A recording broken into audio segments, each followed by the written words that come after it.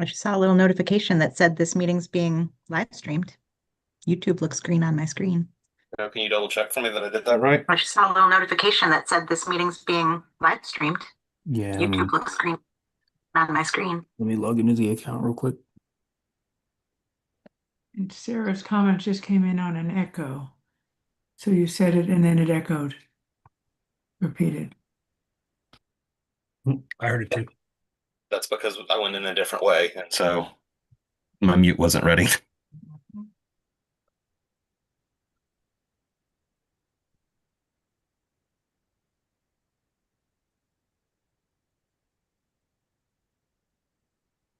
All right, so Joe and Joe, are we live stream ready to go to hand it off to the board?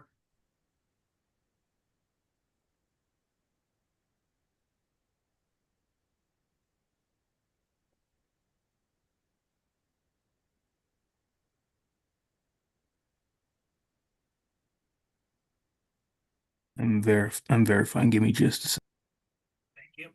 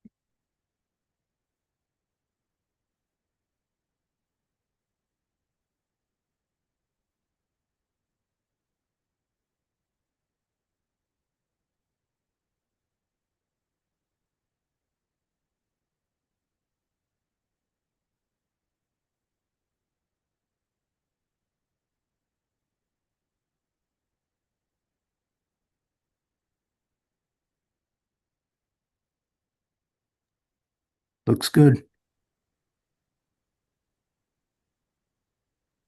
So we are getting confirmation that we are not streaming to YouTube. It looks like we are ready to go. Mr. Atherton, Dr. Jones, we'll pass it over to you all. Looks like the meeting is ready to start. All right. I'll call the meeting to order. Just a couple of reminders, board, since we are all virtual, we will do roll call voting. And the other thing that I ask is if you do a motion, just say your name before it. And then that way we'll have who is stating the motion, who's seconding it, and then we'll close it out by doing a roll call. So with that, can we go into closed session pursuant to the items listed in the agenda? Wendy Padilla, motion to go into closed session. Second, Carrie. All right, thank y'all. We have a motion and a second. I'll just do a roll call. Sarah? Aye. Okay. Bonnie? Aye. Carrie? Yes. Wendy? Yes. Andre? Yes. Anne? Yes. And Chair votes yes as well. We are now in closed session. All right, we'll move over to the other meeting and we'll leave this one live while we go into closed session. See everybody there. Thanks. Bye.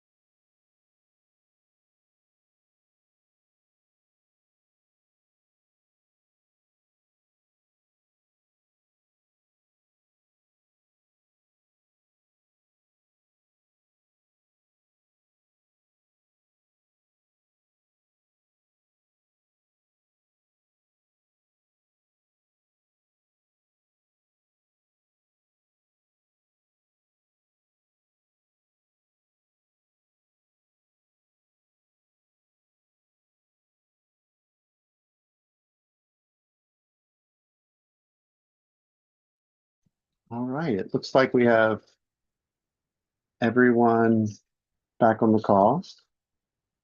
All right, we'll call this meeting to order. The Orange County Board of Education pledges to its citizens to conduct its business in a courteous and productive manner, showing respect for fellow board members, staff, and its citizens.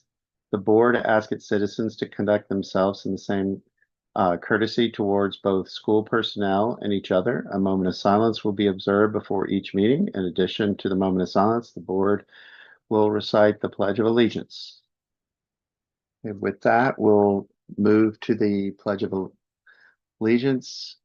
I pledge allegiance to the flag of the United States of America and to the republic for which it stands, one nation, under God, indivisible, with liberty and justice for all. All right, we'll take a moment of silence.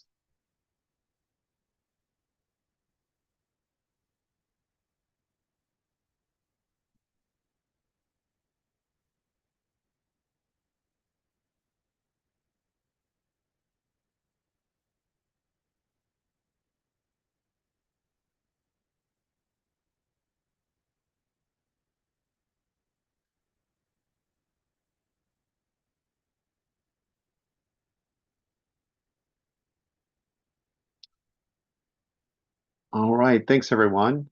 And we'll move into recognitions. Dr. Jones, do we have recognitions tonight? We do. We'll turn it over to, I think Dr. Lanier is our first recognition. Dr. Lanier. Good evening, everyone. Chair Atherton, Vice Chair Padilla, board members, Dr. Jones. We honor the legacy of Dr. Martin Luther King Jr., who served as a beacon of hope, justice, and equality, and whose vision continues to inspire and challenge us. Dr. King's unwavering commitment to nonviolence and his profound belief in the power of love and unity transformed the course of history in the United States and ignited a movement for civil rights that has shaped the very fabric of our nation. When recognizing MLK Day, we not only reflect on his achievements, but also reaffirm our commitment to his dream of a world where all people, regardless of race or background, are treated with dignity, respect, and equality. Let us remember that Dr. King's message was not just for his time, but for ours as well. His call for justice, for opportunity, and for peace remains as vital today as it was when he first spoke it. May we continue to work toward the realization of his vision in our communities, in our hearts, and in our world. Thank you. Thank you, Dr. Lanier.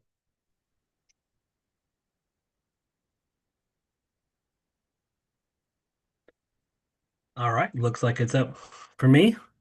Good evening, Chair Atherton, Vice Chair Padilla, members of the board, Dr. Jones, members of staff, and everyone watching tonight.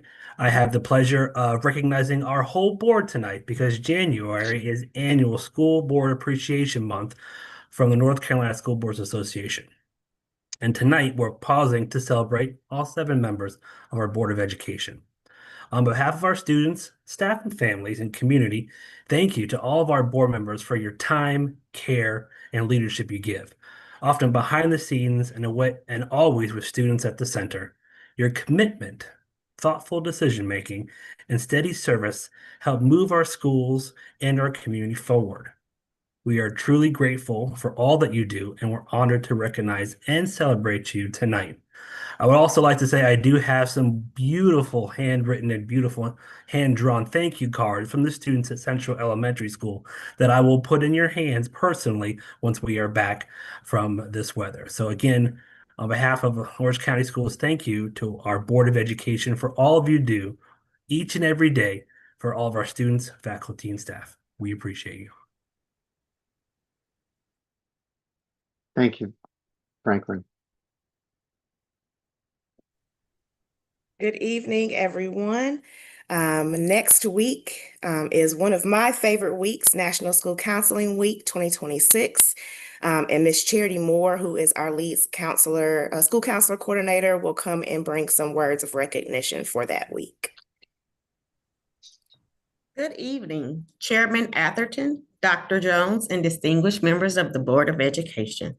I am Charity Moore, Lead School Counselor Coordinator for Orange County Schools, and I come before you this evening to request your support in recognizing an important celebration within our profession, National School Counseling Week 2026. Theme: School Counselors Amplify Student Success, and sponsored by the American School Counselor Association, will be observed from February 2nd through 6th. This week serves as a vital purpose to focus public attention on the unique and transformative contributions school counselors make within our educational system, and to highlight the measurable ways student lives are changed as a result of what school counselors do. Across Orange County schools, our dedicated school counselors work daily to help students achieve academic success and plan purposefully for their futures. They are employed not simply to address crisis, but to help every student reach their full potential.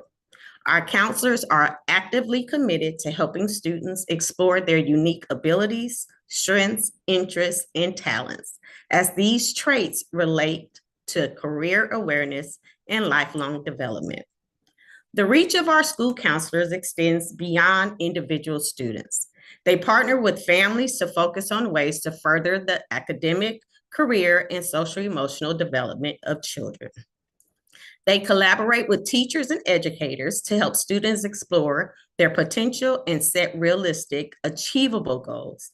Furthermore, they identify and utilize community resources that enhance our comprehensive school counseling programs and help prepare students to become productive, engaged members of society. I want to emphasize that comprehensive school counseling programs are not ancillary services. They are an integral part of the educational process that enables all students to achieve success. This evening, on behalf of the school counselors serving Orange County schools, I ask that this board join us in acknowledging and recognizing the week of February 2nd through 6th as National School Counseling Week for Orange County schools.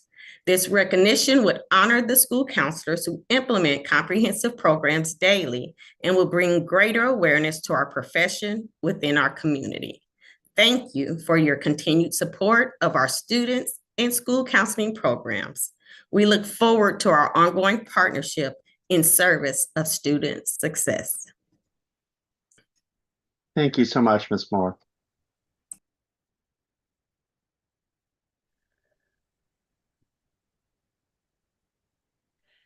Good evening. I am excited to share that Orange County Schools has been awarded the North Carolina DPI Digital Learning Impact Grant to launch the OCS Innovation Academy, an innovation that is designed to develop teacher leadership along with innovative digital practices and authentic community partnerships across our district. The goal of the Innovation Academy is not just to increase technology use, but rather to develop stronger core instruction that deepens student engagement and provides authentic learning that is aligned with our focus of high-quality explicit instruction. Through this initiative, students will build critical thinking skills, problem solving, and adaptability skills that prepare them for college, career, and an evolving workforce. This initiative also seeks to engage students in our community through a district-wide OCS Design Challenge. We are excited to share more with our schools in the upcoming weeks about how students can engage in this exciting event. The OCS Innovation Academy will hopefully serve as a hub of innovation for our district and a sustainable model for future-ready teaching and learning. We are excited that the North Carolina Department of Public Instruction will join us in our February meeting to present a check on behalf of this initiative.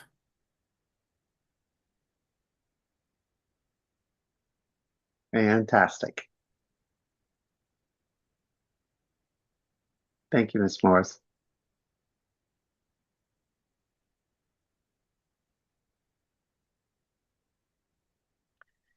I'm also excited to share that Orange County Schools has been awarded a Teaching Fellows pilot grant to strengthen our teacher pipeline and invest in supporting high school students who are interested in exploring teaching as a profession. This grant represents collaboration between the curriculum and instruction team, our HR team, and our high schools. I would like to thank Ms. Rhonda Wood for her partnership in developing this grant and our high school advisors, Mr. Xavier Adams, Ms. Jennifer Griffin, and Ms. Arena Grace Shaw, who are taking the lead in bringing this grant to life. This grant is renewable for a potential of 3 consecutive years. This grant supports our strategic priority of recruiting, developing, and retaining high-quality and diverse educators.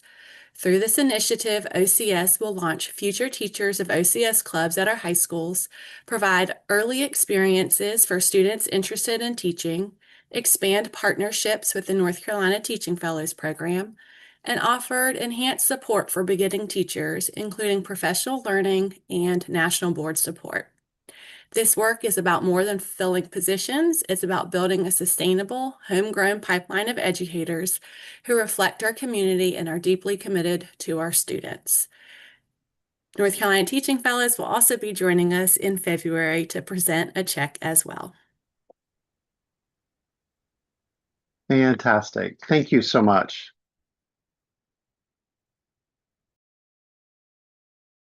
All right. Next, we have the agenda adoption.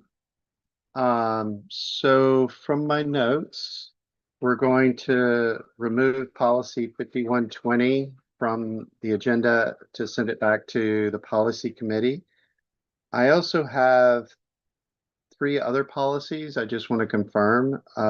7210, 4023/7233, and then 5102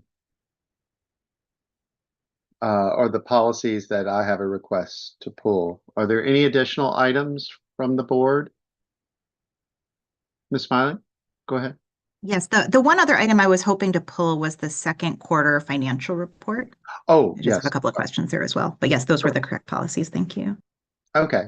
And then, as you stated, from non-policies, the financial report. Are there any other items from any board members to pull?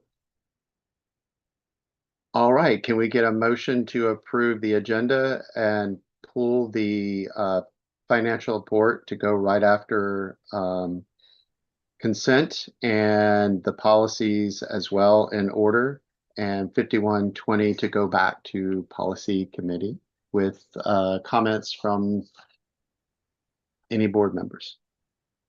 So moved. This is Sarah. Thank you, Terry. Second, this is Bonnie. Okay. All right. Carrie, Yes. Andre, Yes. Anne, Yes. okay, Wendy, Yes. Sarah, Yes. Bonnie, Yes. and chair votes yes. The agenda is approved. All right. Next on the agenda, we have the resolution for the International Holocaust Remembrance Day. So this is, since we've shifted to virtual, board, would it be appropriate for me just to call in order here to read the resolution, and we would start with Bonnie to read the first one? First whereas.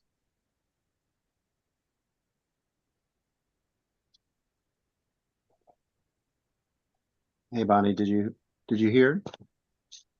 I was muted. Oh, there you go. There I am. I'd like to start with the title. It's the Orange County Schools Board of Education Resolution for International Holocaust Remembrance Day, commemorating the past, confronting hate, and committing to a just future. Whereas the United Nations has declared January 27th as International Holocaust Remembrance Day, a solemn occasion to honor the memory of 6 million Jews murdered in the Holocaust and millions of other innocent victims who perished for failing to conform to Nazi ideology. And Bonnie, if you could read the next one, and Sure. we'll have equal for the rest. whereas we also honor the strength and resilience of the millions who survived Nazi persecution, enduring unimaginable trauma and loss, including many who have shared their personal testimony in books, videos, and personal diaries. And Andre? Whereas we pay tribute to the courageous individuals, groups, and countries, both Jewish and non-Jewish, who resisted physically and spiritually to stand against injustice and protect those targeted from extermination. And whereas we remember that the Holocaust didn't start with gas chambers, it began with the erosion of rights and legal protection coupled with state-sponsored propaganda, bigotry, and dehumanization targeting Jews and others, and which escalated to mass murder and genocide. And Carrie? Whereas Orange County Schools is committed to standing up to discrimination and hate in any form and is proud to be one of the first school districts in North Carolina to prohibit Nazi swastikas and other symbols of hate on school property. And Sarah?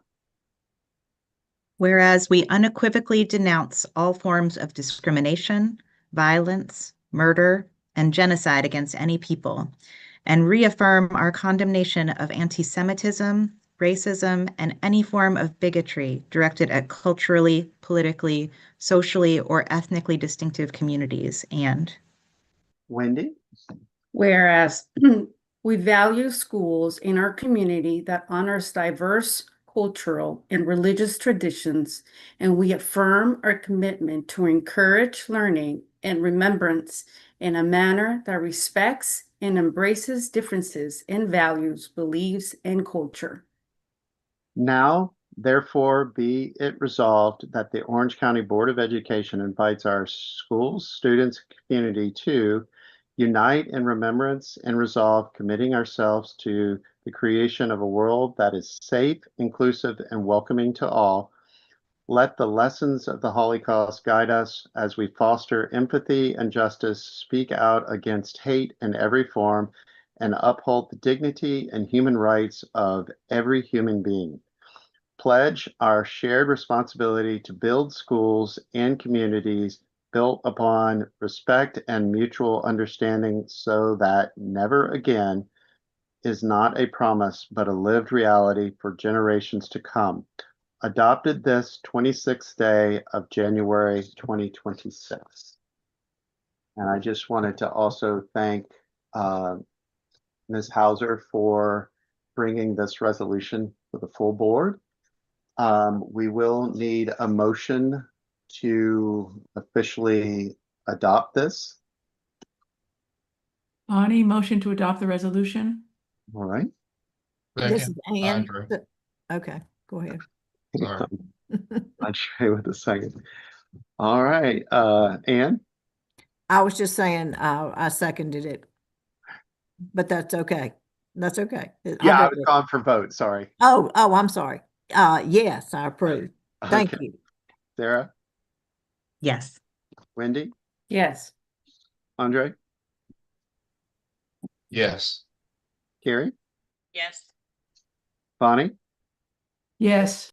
and chair votes yes. We have adopted the resolution. Thanks, everyone.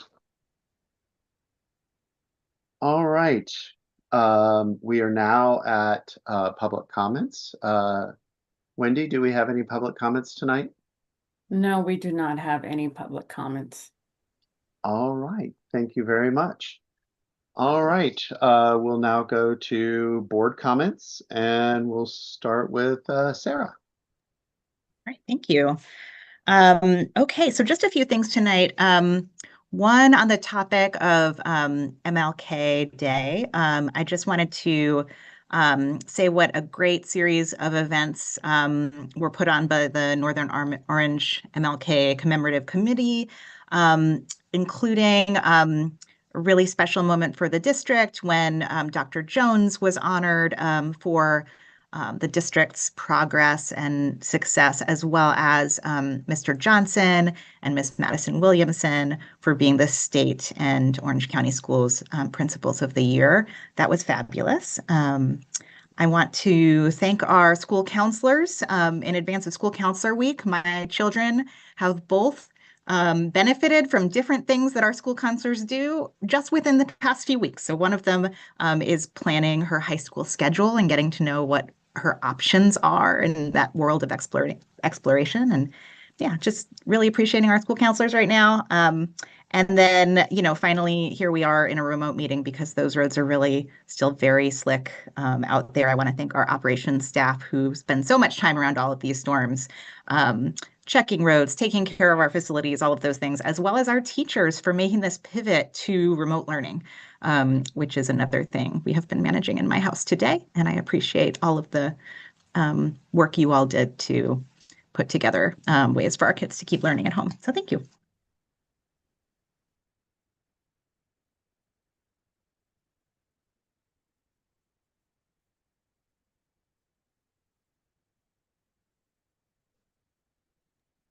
Should I call on someone or something? Yeah, no, Bonnie. Here. Okay, well, first, hey, it's really nice to hear about the grants, and so always wonderful to hear Ms. Moore talk about the role our counselors play in schools. But I have to say, for me, it's just nice to see you all today. Our board, the staff, anyone who's watching, it's been quite a challenging few days.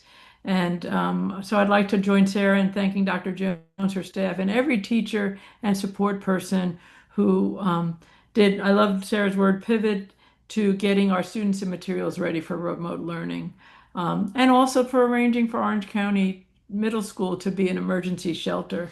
And not worth it to shout out to Orange County Emergency Services for preparing us all for the storm and for working with Dr. Jones to create the emergency shelter. I have to add that it is hard to believe that this is our first board meeting of the year, since our board has attended almost in entirety 3 MLK events, 2 strategic planning sessions, and 2 committee meetings, more if you're on the policy committee, since the year began. I mean, it's only January. It's been quite a time. So nice to see everybody again. And then finally, for me, I wanted to just say a special thanks to our board for passing tonight's resolution to honor International Holocaust Remembrance Day. Orange County and Carrboro both passed resolutions last week, and tomorrow the governor will be lighting the Capitol in yellow in honor of International Holocaust Remembrance Day, which is part of a national campaign. So it's really a beautiful tribute. And to me, I just needed to say that the lessons of the Holocaust seem more important than ever, especially when it comes to standing up for human rights and dignity and standing up against state-sponsored propaganda, hate, and bigotry.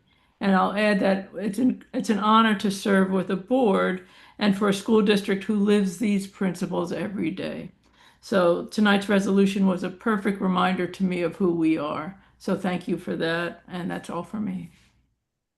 Thank you, Bonnie. Carrie? Thanks, Will. Thanks, Bonnie. And thanks, Bonnie, for reminding us of all the things that we've been doing in January, because I forgot about a bunch of those, even though I was also doing those things, like the listening sessions and the committee meetings.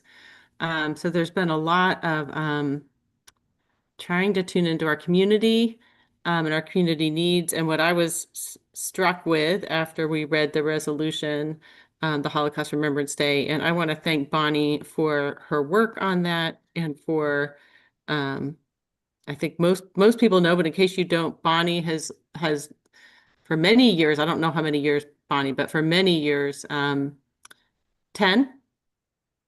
been someone who's shared stories of the Holocaust and has brought about awareness and promoted understanding and learning. So thank you for your work and bringing that to the board, Bonnie, and reminded in there with some of that language. We have been a board who has stood up for people who have been marginalized or under attack.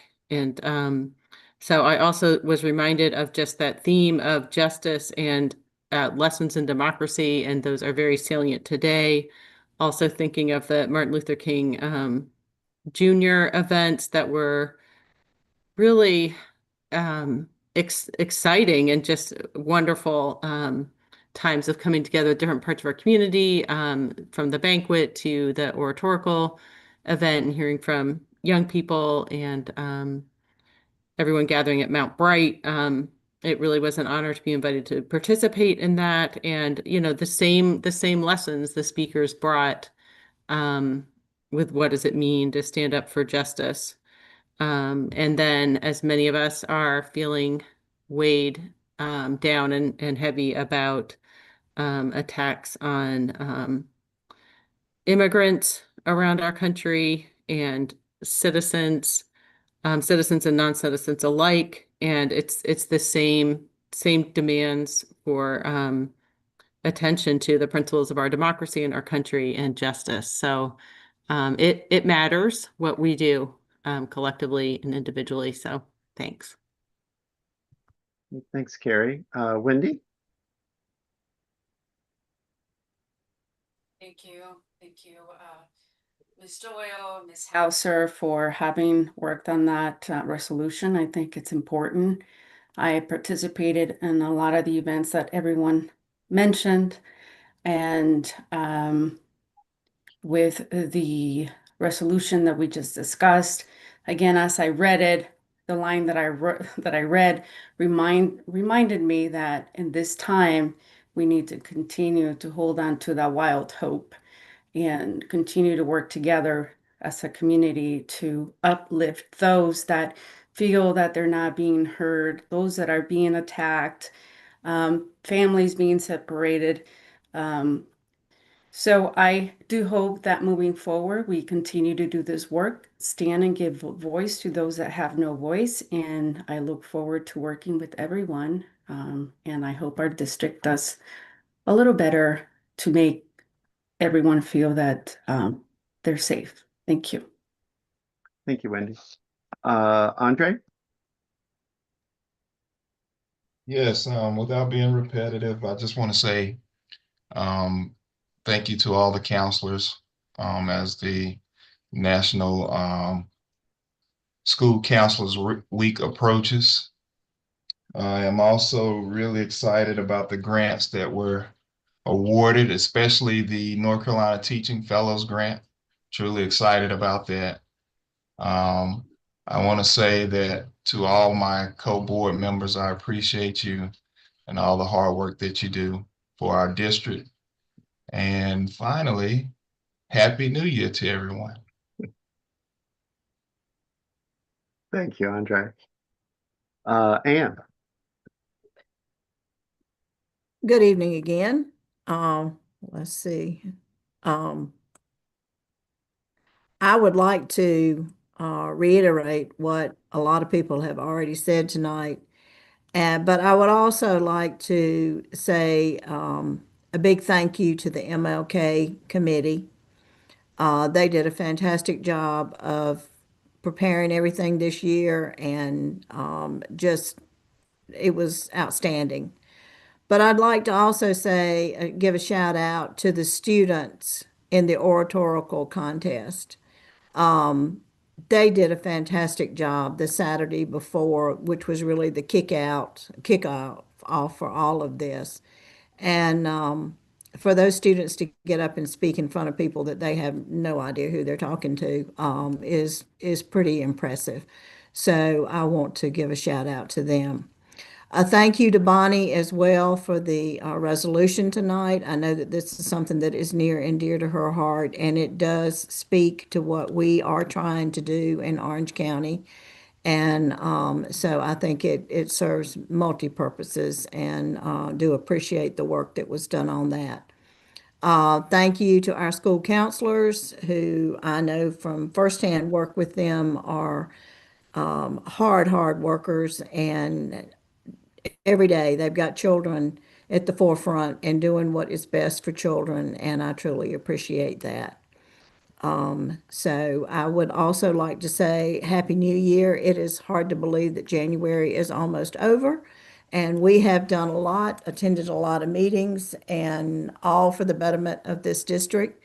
And as all of us, I think, are trying to do on this board, we are working very hard to better our district and for our students and our teachers and staff. So thank you all for all that you do. Thank you, Will. Thank you, Ann. So I too would like to just thank all of our counselors for all the hard work they do each and every day, and all of our schools. I do just want to re-acknowledge the grants, especially as mentioned earlier, the fellowship grant, especially where that's looking at getting our students that are in schools interested in teaching. It's an amazing opportunity. I'm really excited to hear what comes out of that grant and seeing us renew that as well. I do also just want to acknowledge the MLK celebrations. It's fabulous every year. It feels like they are one-upping every year. And one item I wanted to highlight was to congratulate Dr. Maleficent Rainey on the Order of the Longleaf Pine. That's just an amazing accomplishment that she was recognized during the celebrations as well. And it was amazing to hear the students get up and speak, and also many in our community being there and speaking and coming together, especially with some bad weather during that time as well. I did attend the OSNAC meeting. It is fantastic to see this group coming along, and that is our Orange County Special Needs Advisory Committee, and it's exciting to see some of the things that are coming together in there. As everybody mentioned from our last meeting, I did attend the Gravelly Hill chorus concert. Fantastic. It's wonderful to hear all the students. They had some of the audience engaged. I got to see the Orange High School Fall Art exhibit. Amazing artists we have. The Cedar Ridge Winter Concert. Amazing, talented students. Wonderful to hear that, especially in their tradition of having the audience sing Silent Night as well. Orange High School Theater, two great productions, the Bald Soprano and the Mariposa Butterfly, that was given out to the elementary students, which was in English and Spanish. Amazing, heartwarming production. And I just also wanted to take a second and thank all of the board members in conjunction with appreciation of board appreciation. I just appreciate your dedication, your collaboration, hard work, and support in our schools, districts, our families, and our community. I know our work is not always easy and a lot of challenges, but I appreciate everyone coming together and supporting our families, communities, students, and teachers as well. With that, I will turn it over to our superintendent, Dr. Jones. Thank you. Good evening, Chair Atherton, Vice Chair Padilla, members of the board, students, staff, and community members. I want to first just remind our community that we are in the midst of a year-long process to develop a 5-year community-driven strategic plan for Orange County Schools. I am deeply, deeply grateful to the students, staff, and community members who have already shared their voices and perspectives in this work. There are still opportunities to provide feedback, and we look forward to continuing the conversation. We will host 3 additional neighborhood sessions in February, and the dates and details are available on our website. I want to thank the members of our school community who are working tirelessly to ensure the safety of our students and staff as we remain in a state of emergency due to dangerous weather conditions. Your around-the-clock commitment and dedication do not go unnoticed, and we are deeply grateful for all you're doing to keep our community safe. January is School Board Appreciation Month, and we are grateful for the dedicated service of the Orange County Board of Education. Our board members provide steady leadership throughout the year, thoughtful governance, and an unwavering support for the work of our staff as we strive to fulfill our mission in Orange County Schools. And for that, I am grateful and appreciative. So thank you for all that you do. Together, we are committed to educating students in a safe, inclusive environment where they are engaged, challenged, and inspired to reach their maximum potential. So thank you again to our Board of Education for your time, service, and continued partnership in supporting our students, our staff, and our community. Thank you, Dr. Jones. All right, next we have our consent agenda. Can we get a motion to approve the modified consent agenda? Carrie, motion to approve. Thank you, Carrie. Wendy, second. Thank you, Wendy. All right, Wendy, Yes. Sarah, Yes. Carrie, Yes. Ann, Yes. Bonnie, Yes. Andre, Yes. and chair votes yes. Thank you, everyone. All right, next we have the pulled item from consent, which is the second quarter financial report. Miss Sarah, it's all yours. Great. Yes, I just have a couple of like follow-up questions, clarifying questions about the report. Let's see. One is I noticed that for this point in the year that federal receipts are much lower. And like all categories are to some extent, but that particularly seemed lower, as well as the other receipts. And so I was just wondering if there's a reason behind the federal being so much lower. It's at 29% received, and last year it was at 55% at this point. And other receipts last year was at 18%, and this year is at 2%. So, great question. I appreciate you asking that. Let's start with the federal receipts. First of all, last year we still had a considerable amount of ESSER funding that was carrying over. And so we already had those budgets and already had those funds. So as a result, our receipts were higher last year, if that makes sense. In regards to this year, that is more typical of how it looks in regards to our federal budgets. And I know you will hear myself as well as Dr. Jones refer a lot of times to. This is why we need fund balance, is in these situations where those federal funds are slow to be released to us, that we still have to continue offering those services. and be able to basically float those, for lack of a better term, until those federal funds drop. In regards to the other receipts, I will have to dig into that one just a little bit more to see if I can. Nothing's coming to my mind right now that would specifically make that one considerably lower. I can tell you that those are our specific grant funds.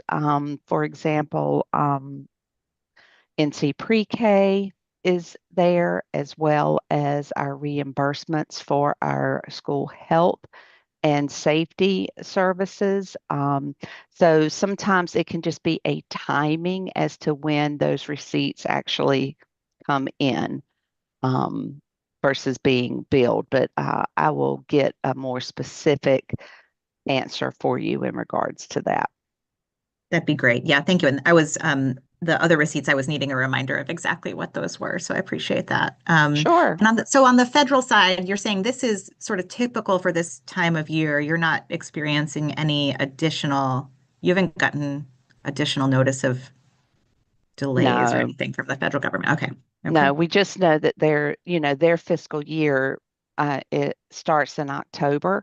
And so, as a result, sometimes those budgets can be delayed in being released. And we also know that we had a period of time this year where, they had to pass legislation to open things back up to get through the 31st. And so as a result, that can just delay the release of those funds. Okay. Thank you so much. Thank you for asking the question. All right. And this is just for information, so we don't need to vote on it or anything. That's correct. That is correct. Okay. Thank you. All right.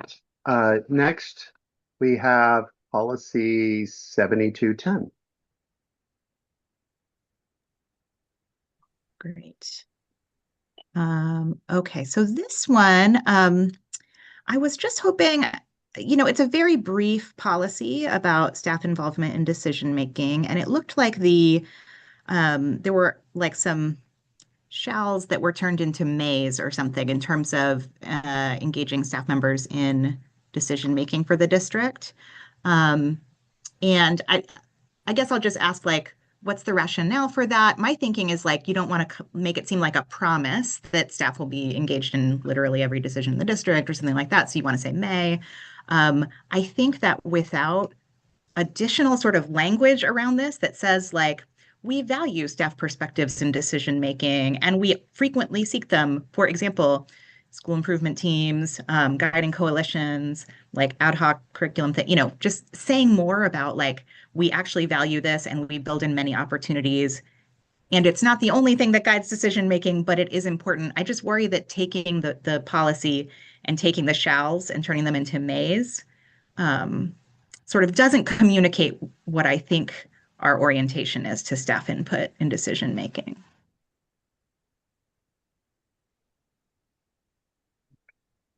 Did you want Mr. Coweek or Dr. Jones to say a little more? We can. Yeah, a little bit more about the discussion around that language change. And then I guess the other piece of it is sort of a general recommendation about what that feels like missing to me if we make that change.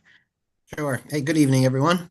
First of all, the policy does include language of where the Board of Education encourages the input, and it does say that administrators should seek, right? But what we don't want to have happen is that there can be times when certain policies, are mandated. They're dictated by legislation. Or let's say it's may even say maybe there's a board mandate that maybe staff doesn't like, right? We don't want to put it on the hook where if staff are not in it, that we're violating policy.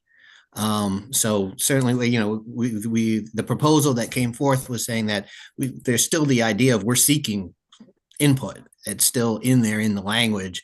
But that's sort of the basis for why those suggestions were made. Mm-hmm. Yeah, thank you. I sort of anticipated that that was probably why it was, and I think that that makes sense. I just think that without some additional framing, it's I'm like not a huge fan of that particular change. So I don't know if anybody else had any thoughts on this one.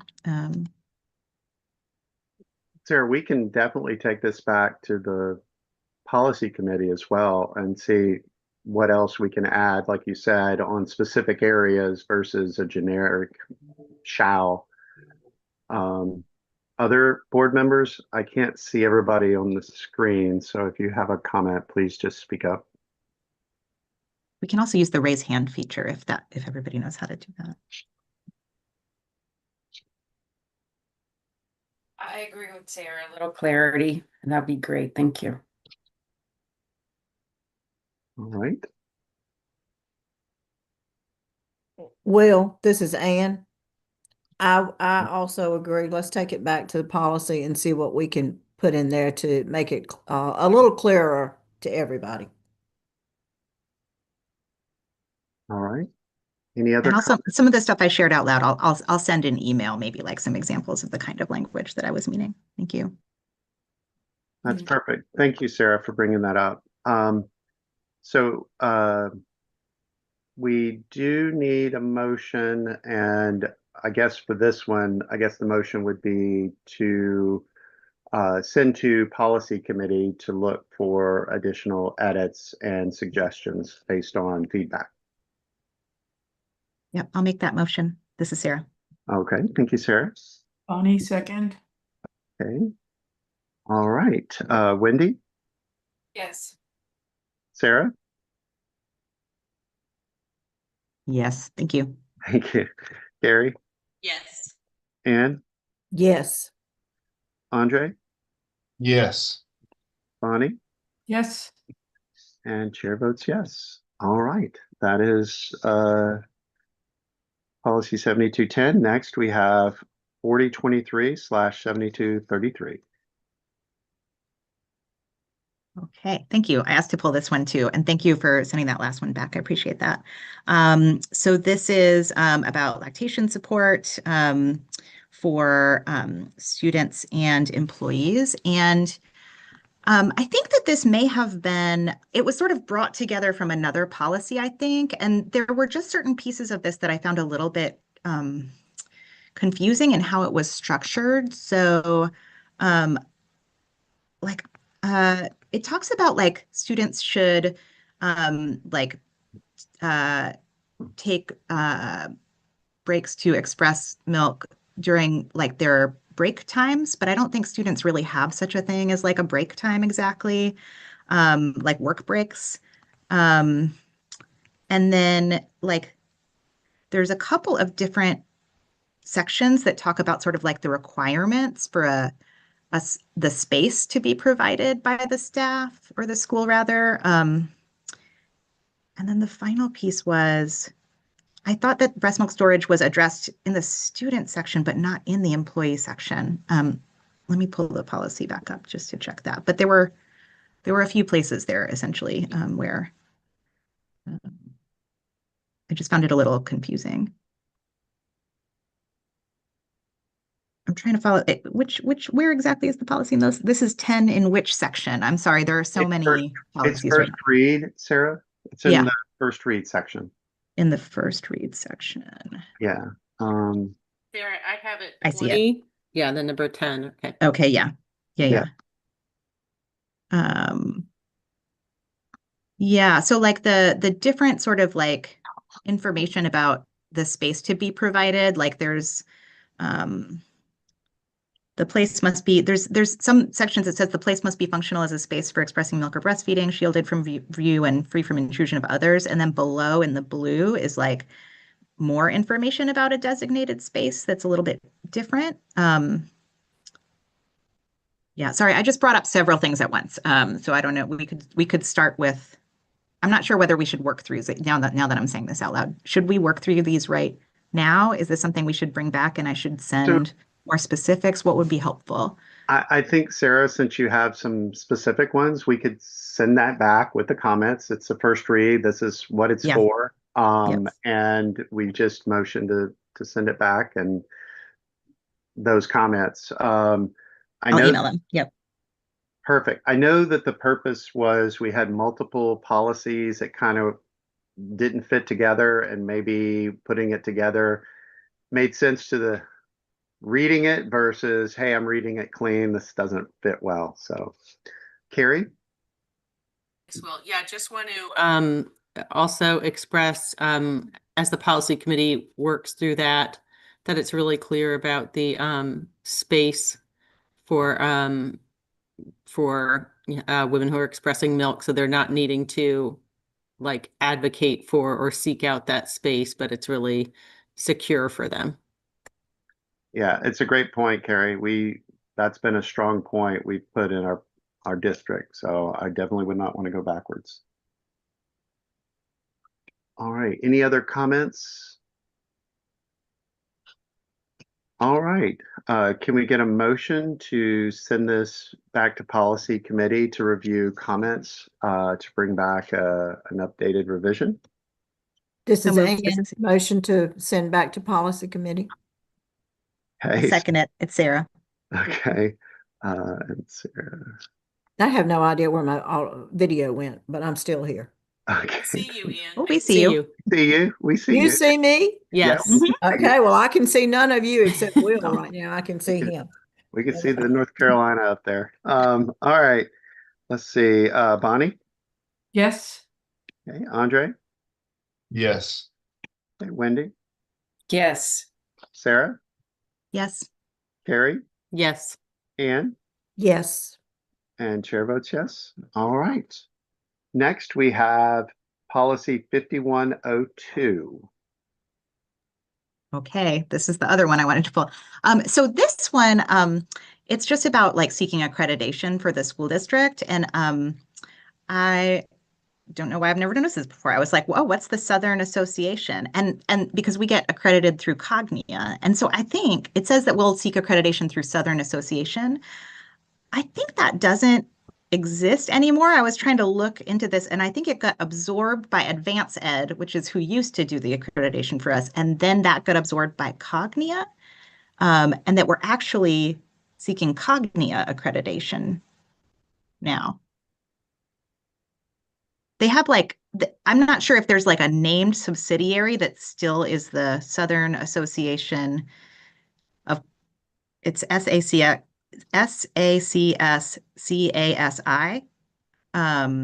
is like apparently the full name of the thing that used to exist that got absorbed by Cognia. So I don't know if we change this to Cognia or what. And I don't know if anyone on this call from staff, Dr. Jones or anyone, happens to know off the top of their heads, but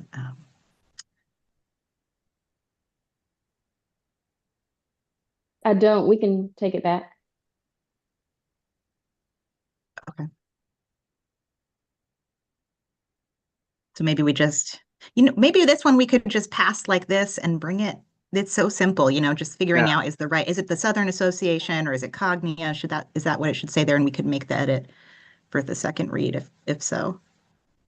Yeah, we could do that since it's a minor change. Okay. We would just need a motion to approve and bring back with the updated change for second read.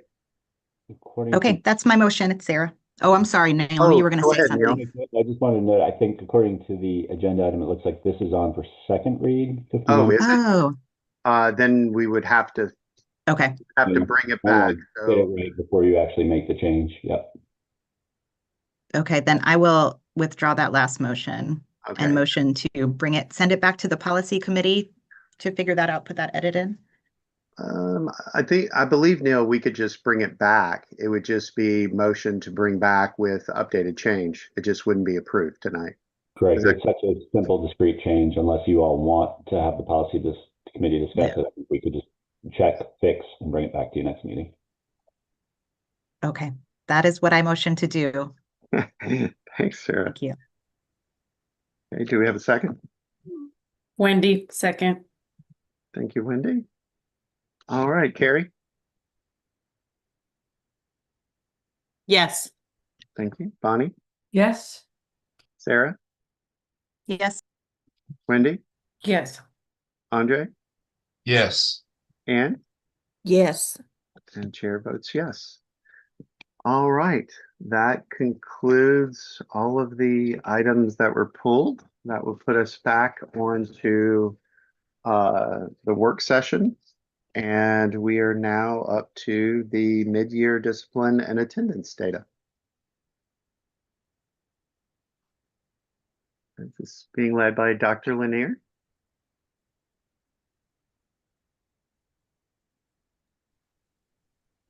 Good evening, everyone, and I'm actually going to pass it along to Dr. Jessica Dreyer. She and members of my team, Mr. Daniel Kearns-Pickett and Mr. Kumar Sathi, will actually take you through the presentation. Dr. Dreyer. Fantastic, thank you. Good evening, everyone. I am waiting for the slideshow to come up. We are here this evening to talk about our mid-year data, specifically around discipline and attendance. Next slide, please.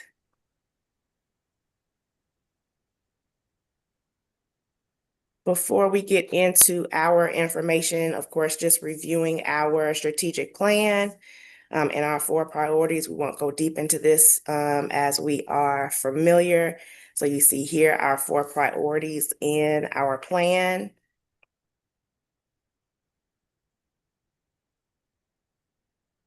And then here we see within our priorities what our goals are in that area, looking at specifically priority 1 here. And then next slide, priority 4,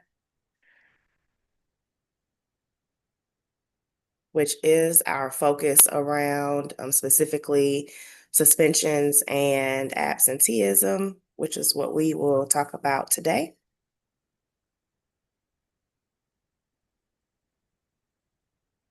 Then we'll move into our core beliefs regarding student expectations, and you'll see those here.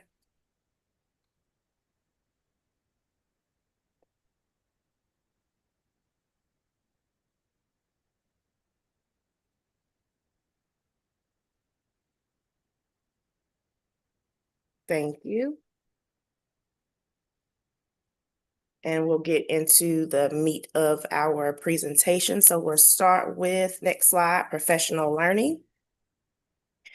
So what you'll see on here is professional learning that we have delivered thus far this year within these areas, again, specifically around priority 4, discipline and attendance. We have it separated here by administrators, our specialized instructional support personnel, and our educators, which are those that are working in our schools, whether teachers, TAs, and those who are working specifically with students. These are in the areas of code of conduct, bullying and harassment, mental health, threat assessments, and using our Rethink Ed and social emotional learning platforms. So these are some of the trainings that we have provided thus far going throughout the year. And we will continue to provide professional development in these areas as we go throughout the remainder of this year. Wanted to ensure that our staff are equipped and have strategies and tools in their toolboxes to work with our students in those areas.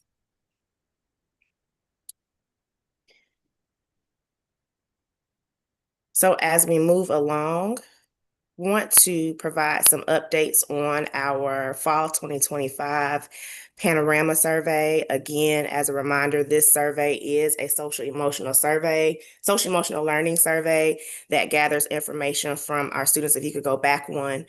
So we do this twice per year, once in the fall and then again in the spring, as in a multitude of topics, which we'll go over a little bit in a few moments. So we'll start with our elementary data. This is in grades 4 and 5. As you recall, as we have aligned providing our survey to our students in alignment with the Parent Bill of Rights, we did move from grades 3, 4, and 5 to grades 4 and 5 to be better alignment. We've also made some adjustments to our questions, as well as making sure that we are monitoring with our school teams. The survey this fall is based on 850 students in grades 4 and 5, and we received a response rate of 86.7, which is an increase from our fall 24 and fall 23 rates. And we have really worked since making those adjustments to increase our response rates for our students, again, to be able to get that information from them so that we know what we need to provide for them or what areas we need to provide them in, but also making sure that we're working with our schools and monitoring them so that we're still continuing to reach those goals. Next slide, please.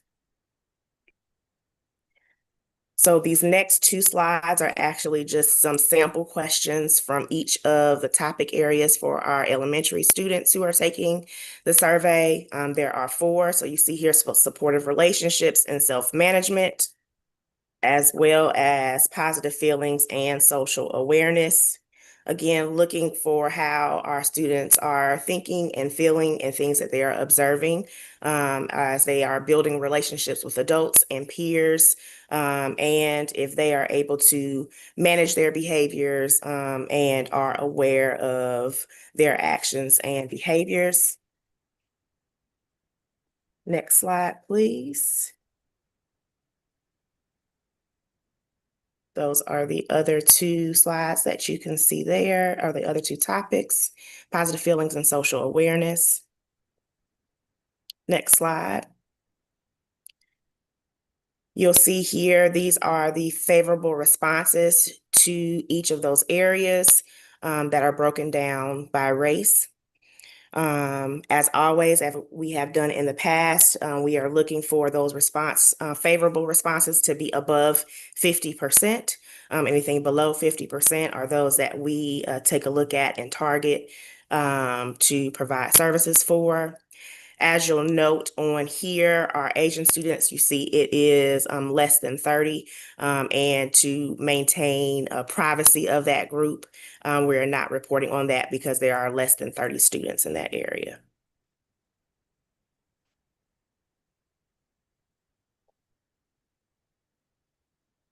Next slide, please. Moving on to our secondary students in grades 6 through 12. Here is 10 topic areas that you'll see in a few moments. This is based off of 3,404 responses from our secondary students.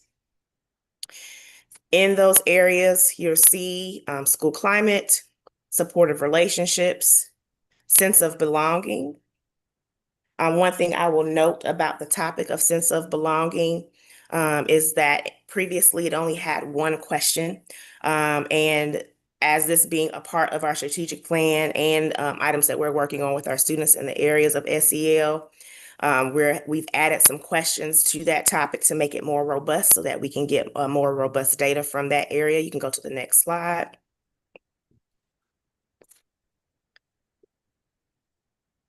So you see here sample questions from those areas. The next slide shows the next 3 areas: teacher-student relationships, self-management, and cultural awareness and actions. And again, these are questions or statements from each of those areas that our secondary students are answering questions from. Next slide. Diversity and inclusion and social awareness. And then finally, positive feelings and social perspective taking. And again, this is about how students see themselves, if they have relationships with peers, with adults in the school and in the classroom, and how they are getting along, how people are reacting to them and they are reacting to others. As you go to the next slide, the next two slides, actually, you'll see the favorable responses for our secondary students. In these first 5 sections, you'll see here that we have all above 50% in our response rates, as well as favorable responses in each of those areas. I will also make note, you can go to the next slide, that our secondary students in taking the SEL survey have seen increases by an average of 2 points in each topic area, which is positive, and that is from this fall to last fall in comparison. Social perspective taking, as you can see in all of our groups, are showing below 50, and we're working to provide some tools and strategies for students in those areas. Next slide. Some next steps as we continue on and utilizing our panorama survey. Just working again with schools, working to make sure that we're providing sessions for our students, whether it be through small group, individual, or whole group sessions. This can also be through our social emotional learning platform, Rethink Ed, as well as our student support staff providing those things. Determining individual needs for students. Again, it might be referrals to school-based mental health or other community services. Using this information to be a part of our behavioral planning and expectations school-wide. And also if there is a need for going through the MTSS process and providing support in that area for students in the area of behavior and mental health.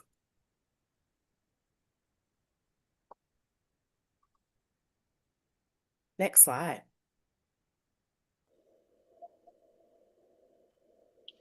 All right. If you can all hear me, I'm going to go over the first semester discipline data. I want to first start off by saying again, happy School Board Appreciation Month, among all the other great things to celebrate tonight. We can move on to the next slide. Okay, so we're going to first start off with in-school suspension. So let's take a look at those numbers. What you see here is year over year in-school incidents of in-school suspension from July to December.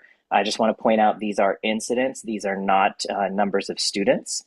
And you will see that there are 2 subgroups that are under 30, so we are not identifying those students. We are still monitoring that data, but we're just not reporting that data here. You will see, as we're looking at this year over year, that there is an increase in in-school incidents of in-school suspension, but that is not the full story. So stay tuned for the next slide so we can move on. And this is where we start to move into out-of-school suspension. So students who are not in the classroom and not at school because of a disciplinary incident. Let's look at that data. Okay, so again, these are incidents year over year of out-of-school suspensions, July to December. You'll see that there is a drop in pretty much every subgroup and pretty much every demographic subgroup.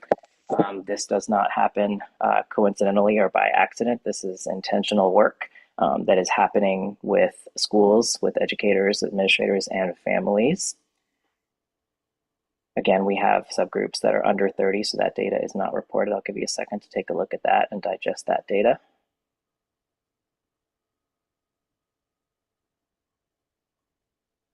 Okay, we can move on to the next slide.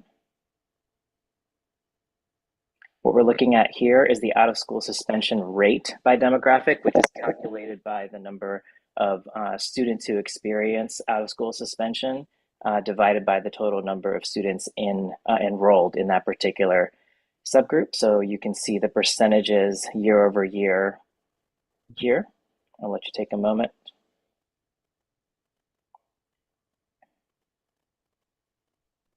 And this does reflect that drop in pretty much every subgroup.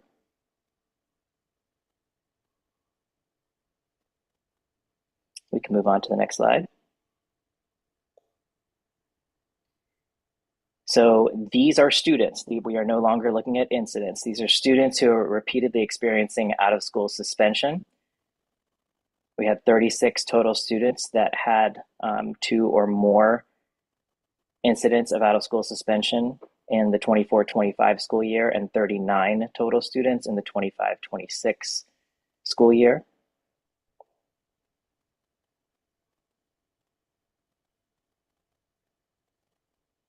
And we can move on to the next slide.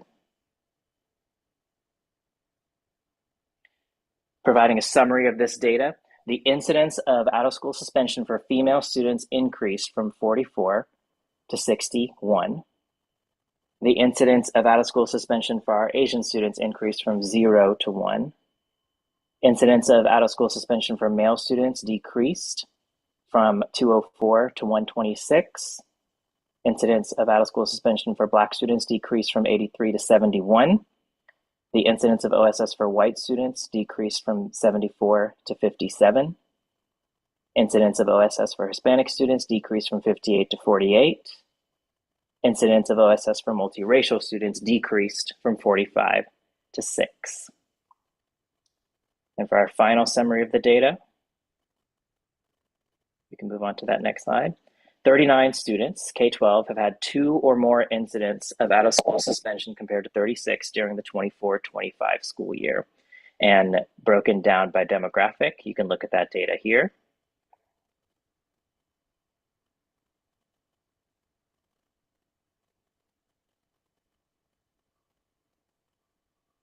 And we can move on to that next slide.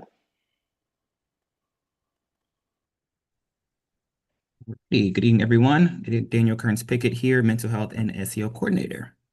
So at this point in the presentation, we want to shift from looking at discipline data to highlighting the preventative and supportive measures that are in place for our students. So this slide simply introduces our tiered approach, which outlines how we proactively support students and respond when additional behavioral, social, or emotional needs are identified. Across all tiers, the goal is the same, and that is to reduce exclusionary discipline and ensure students remain engaged, regulated, and connected to school. All right, here we have our Tier 1 supportive measures. So Tier 1 represents our baseline supports. So these are measures that are available to all students and used proactively to prevent concerns from escalating. At this level, teachers are often the first line of support through restorative conversations, communication with families, and SEL lessons through Rethink Ed. Our school counselors also play a key role here by leading school-based SEL small groups, often informed by Panorama data, and supporting restorative conferences alongside administrators. The focus here at Tier 1 is early intervention, addressing concerns before they escalate into discipline issues. Next slide, please. All right, here we have our Tier 2 supportive measures. So Tier 2 supports are typically used when students have experienced multiple in-school suspensions or at least one out-of-school suspension. At this level, supports become more targeted and intentional. You'll see many familiar strategies here, including restorative practices, team conferences, small group SEL, and school-based mental health services. And I do want to briefly highlight Bounce Back listed here for elementary students. Bounce Back is a new program that we are piloting this semester in Orange County. It is designed to help younger students develop coping skills, manage their emotions, and build resilience, especially after experiencing stressful or challenging situations. Overall, Tier 2 is about providing structured support to address underlying needs and not just the behavior we see on the surface. Next slide, please. All right, Tier 3 supports are reserved for students with more significant needs, often following 2 or more out-of-school suspensions. At this level, we're looking closely at discipline data and working collaboratively across school and district teams to determine what additional supports are needed. This includes developing individualized intervention plans through SEL and MTSS teams, providing targeted professional development for staff, and ensuring access to more intensive school-based mental health services. The focus here is stabilization, relationship repair, and long-term support, making sure that students have what they need to succeed moving forward. Next slide, please. All right, so this next section focuses specifically on our school-based mental health services and partnerships. These services are a critical part of our Tier 2 and Tier 3 supports and allow students to receive mental health care in a setting that is accessible and familiar. Next slide, please. All right, so this slide shows how our co-located mental health services are organized across the district by feeder pattern from elementary through high school. We currently partner with several community agencies, including both in-person and virtual providers, to ensure coverage across schools and grade levels. This model helps reduce barriers to access by bringing services directly into our schools and aligning supports as students move from elementary to middle to high school. Next slide, please.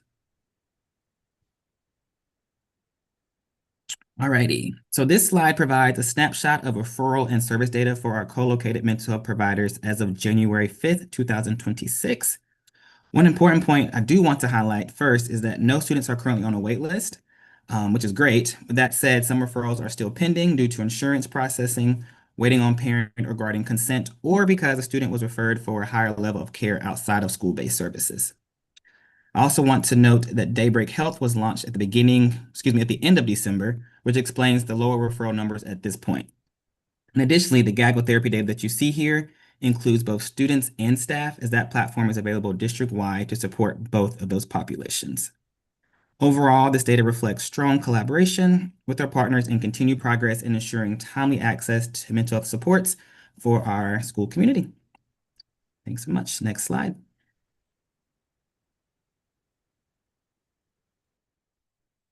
Thank you. And now we'll move into looking at our attendance data. This is from the first semester.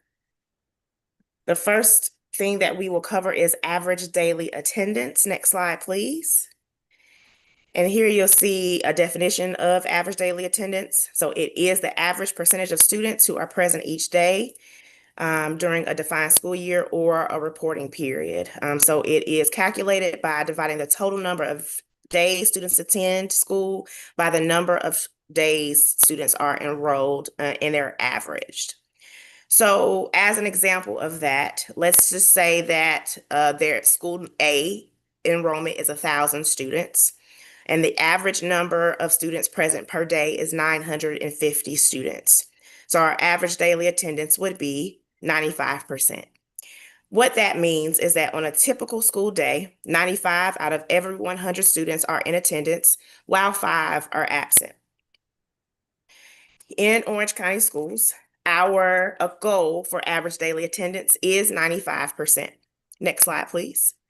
So the next couple of slides, what you'll see is the average daily attendance rates from July to December for each level. So here we see the elementary schools and their average daily attendance rates. And as you can see, that orange bar there indicates our goal, district goal of 95%. The next slide is listing our middle schools and their attendance rates for the first semester.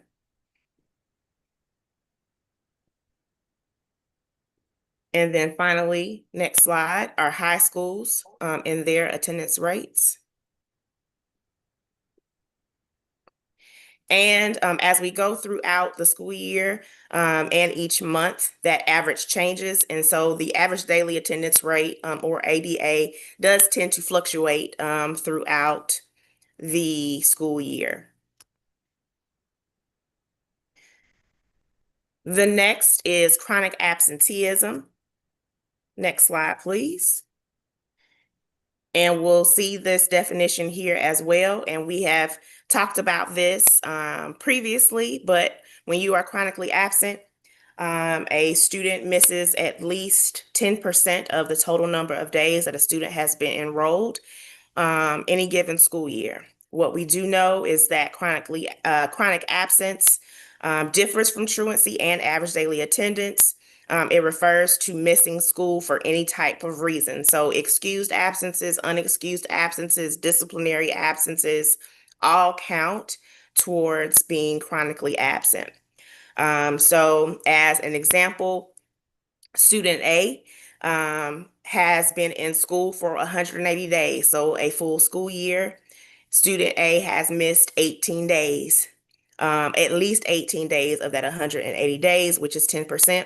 So they would be considered chronically absent.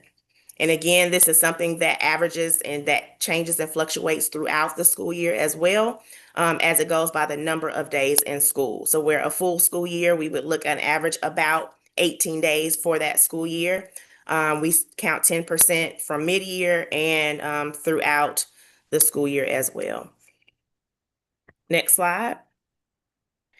What you'll see is the chronic absenteeism rate for Orange County schools. Right now, the total district percentage is 21%, which is at a decrease. It is also listed by race here. There are 2 groups that we are continuing to monitor, but again, because there is a lower number of those students, they are not listed here. But here is that breakdown for them.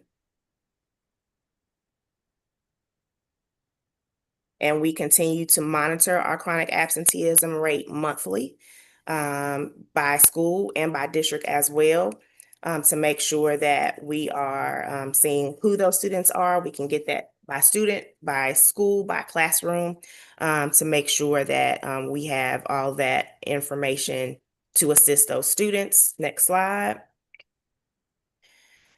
Next, we'll talk about our supportive measures in place for chronic absenteeism and attendance. This will be listed by tiers. Next slide. Tier 1 is looking at satisfactory attendance, so 0 to 3 days. And so this is everyone gets this if we're looking from an NCSS model. These are some examples of supportive measures that are put in place for our students. So attendance lessons, again, through Rethink Ed, our social emotional learning platform, through small groups, through conferences with our social worker. This is by case basis. If we're finding that a student is having some issues or missing school or starting to create a pattern, they would have those conferences and those conversations. Attendance letters are sent to parents starting with day 3 of missing school, being contacted by the parent, and starting to monitor that attendance. Next slide. Tier 2, this would be in our 4 to 10 days of absences. We will continue to progress monitor those students. We may implement check-in, check-out. Parents will continue to be contacted. Letters will be sent to our parents.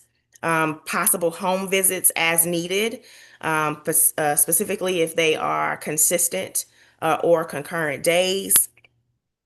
If there is a need, once we have made those home visits and made those contacts for support through community agencies or school-based programming, we'll make those referrals as they are needed and continue to monitor that support.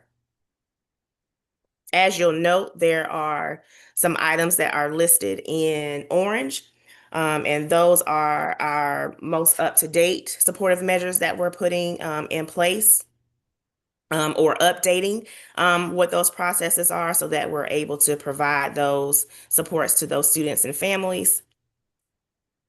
Next slide, please. Tier 3 is for chronic absences, again, 10+ days. So we're continuing to monitor those by having our attendance teams, which could be surprised and prized by our school social workers, school counselors, MTSS teams, administrators, taking a look at individual students or our school information again. So continuing to monitor that information to look and see how we can assist those students and implement those supports. Home visits, if there's a need of referral to truancy court, again, if that is applicable. So if there is consistent absences from students, if we're unable to get responses or mediation and those interventions are not working, truancy court is an option, and continuing to refer to those community agencies and school-based programming. So it could be mental health services or services through DSS or other agencies in the area that can provide supports as well.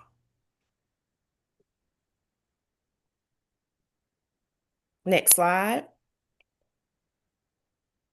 Continuing to look at next steps for our chronically absent students. We'll have collaborative meetings with school personnel, with our district teams to continue to discuss interventions and the need for additional supports. So as we're continuing to have individual student plans as needed to work with students in those areas, getting our parents involved in that process and interventions for them as well as needed.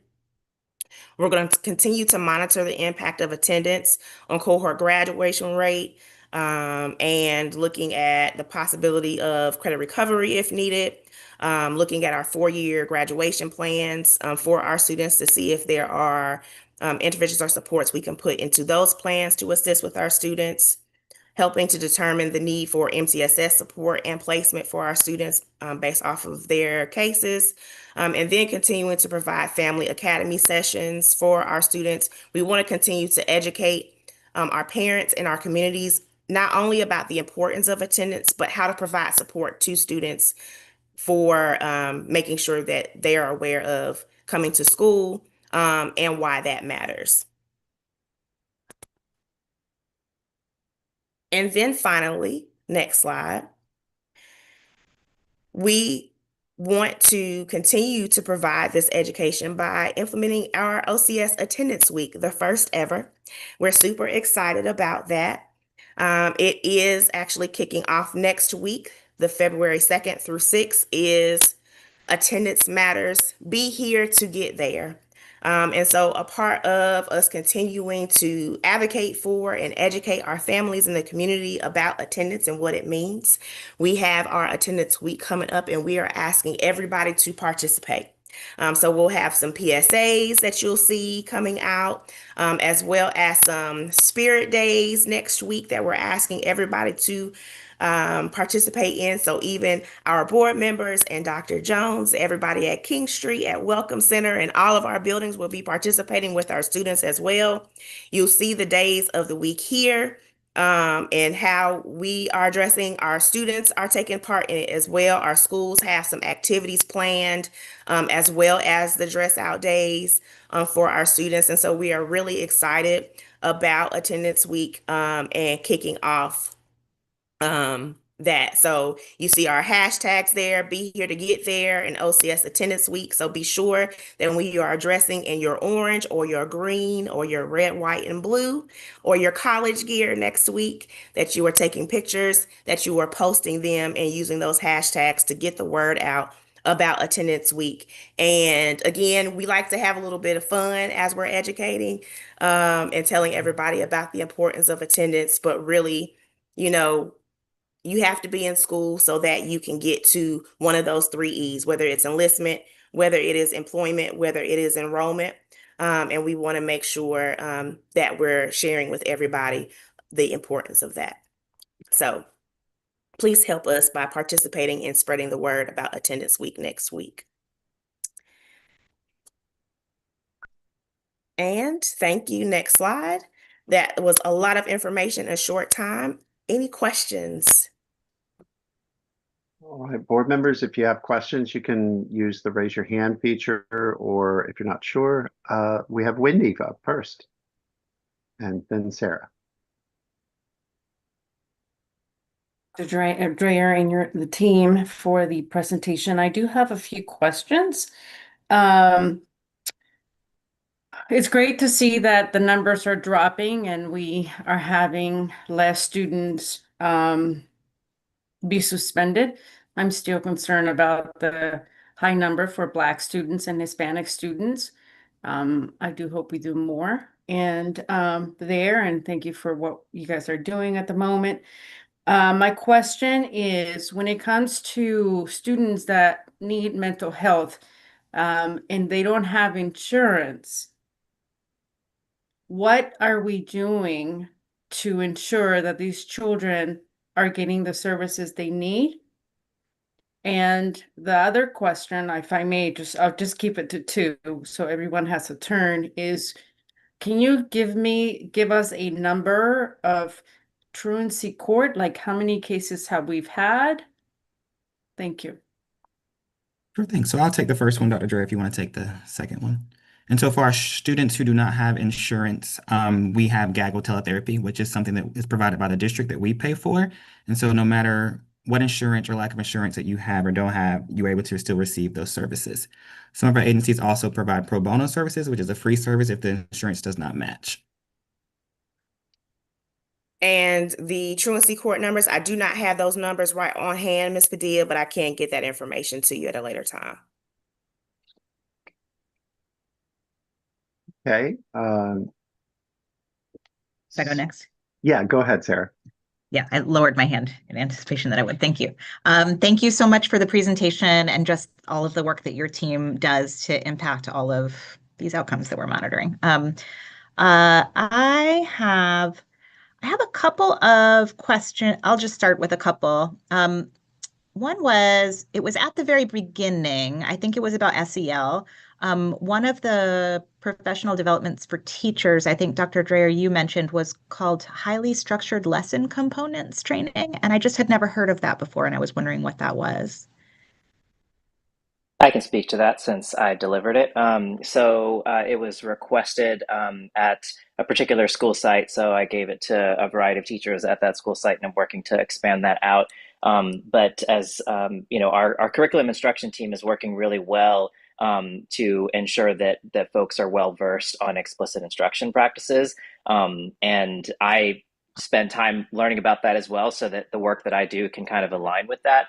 And I drilled in specifically on one aspect of explicit instruction and explicit teaching strategies, which is basically ensuring that the small, like the mini lessons, the openings, the things that you're doing at the beginning of your lessons, those things are actually deeply aligned to the core lesson, and that they are of value, and that we're not spending like 45 minutes doing those impactful lead-ins to the lesson.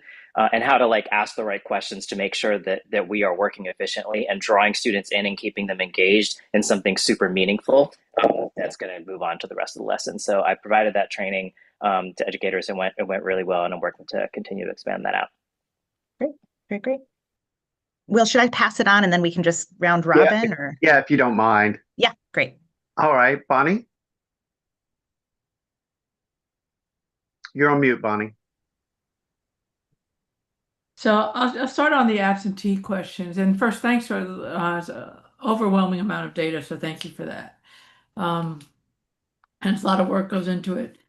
Is it possible for us to see this in a trend? So this year versus last year, and it looks like the absentee numbers, especially the chronic absentee numbers, it's hard to move those numbers a little bit. But with the bump with Hispanic students, I'm curious how much of that is due to having federal agents around and students just staying home. And it's tough because you're all working so hard to get kids to school, and then all of a sudden federal agents are around and kids aren't coming to school. So just curious if we could see a trend and have some idea of how federal agents in the area is undermining what you're trying to do. If I could ask one other data question, and that's on the suspension data, is it possible to isolate how many incidents are due to students who are repeatedly suspended and how many incidents are due to kids who are only suspended once?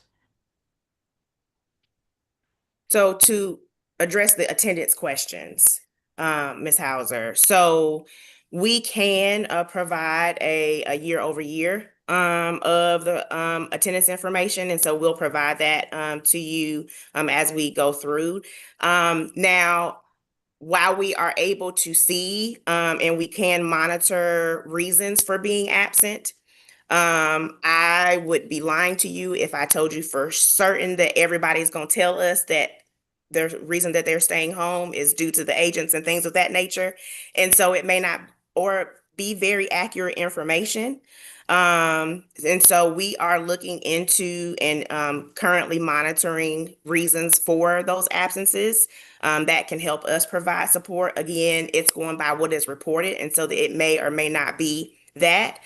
We know that there are some who are nervous and may not say to us that is why. But we are looking into and are currently monitoring reasons for those absences. And Dr. Dreyer, correct me if I'm wrong, but do we provide year-over-year data when our data is finalized at the end of the school year? Yes, ma'am. It'll be at the end of the year in June or May. Ms. Hauser, just to also throw in as well on that slide that we provided, we didn't report it that way last year. We're trying to be closely aligned with how the state reports our data, which is the reason why we use this format that we did this year when reporting the absences by subgroup for the first, for that first block of time. So next year, this time, we would be able to show you a year over year. And as Dr. Dreyer was saying at the very end, or excuse me, was just saying at the very end of the year when we report out in June, we'll be able to do a year over year comparison as well. Yeah, I see that. It's part of it gets to causation, right? Root causes.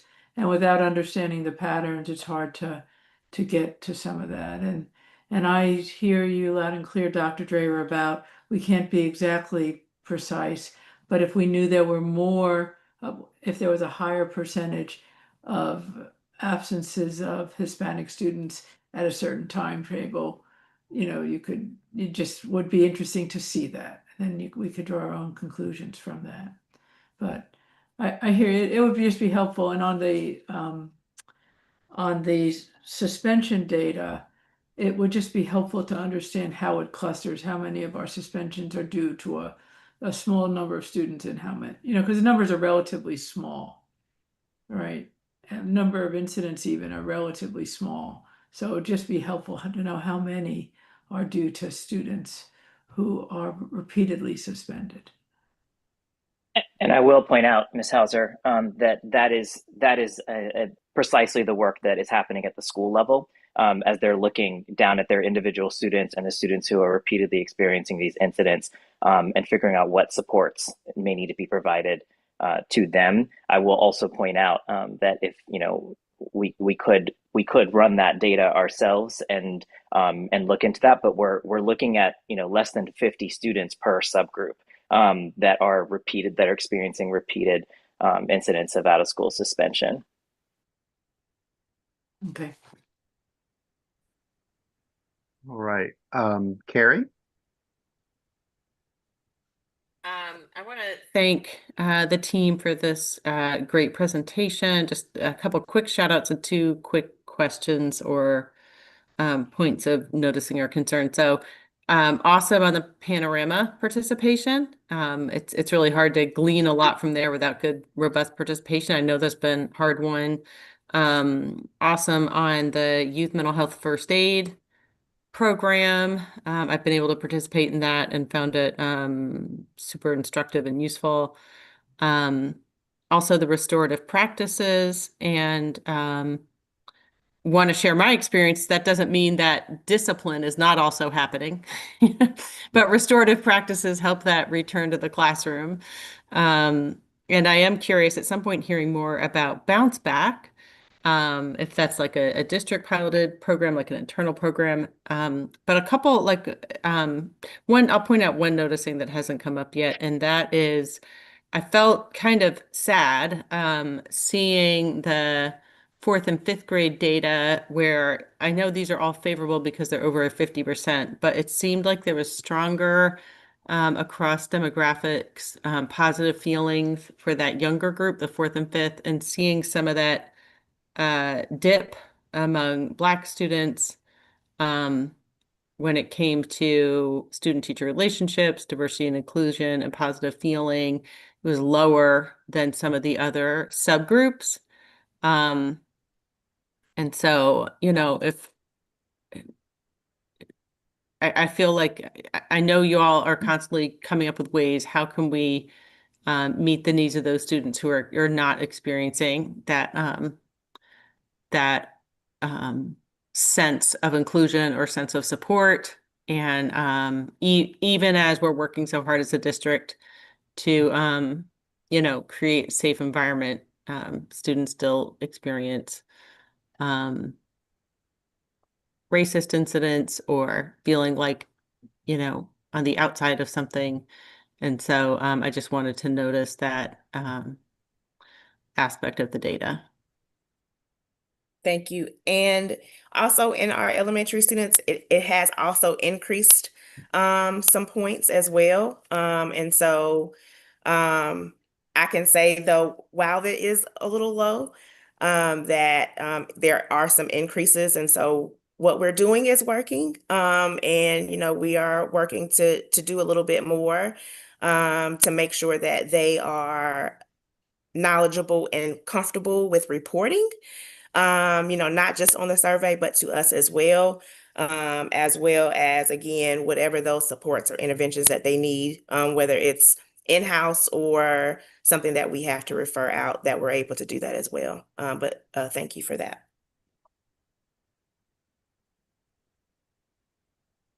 All right, Sarah? Thanks. Yeah, and I just want to thank Bonnie and Carrie for those comments, because those were two of the things that I was going to bring up. One is the longitudinal data, and just like on every part of these, I wrote down like, what's the long-term trend? Like, what's the long-term, like each of these, the panorama data too. I know early on, like a few years ago, we had real challenges with response rates, but like I'm really interested in understanding what the long-term trend is.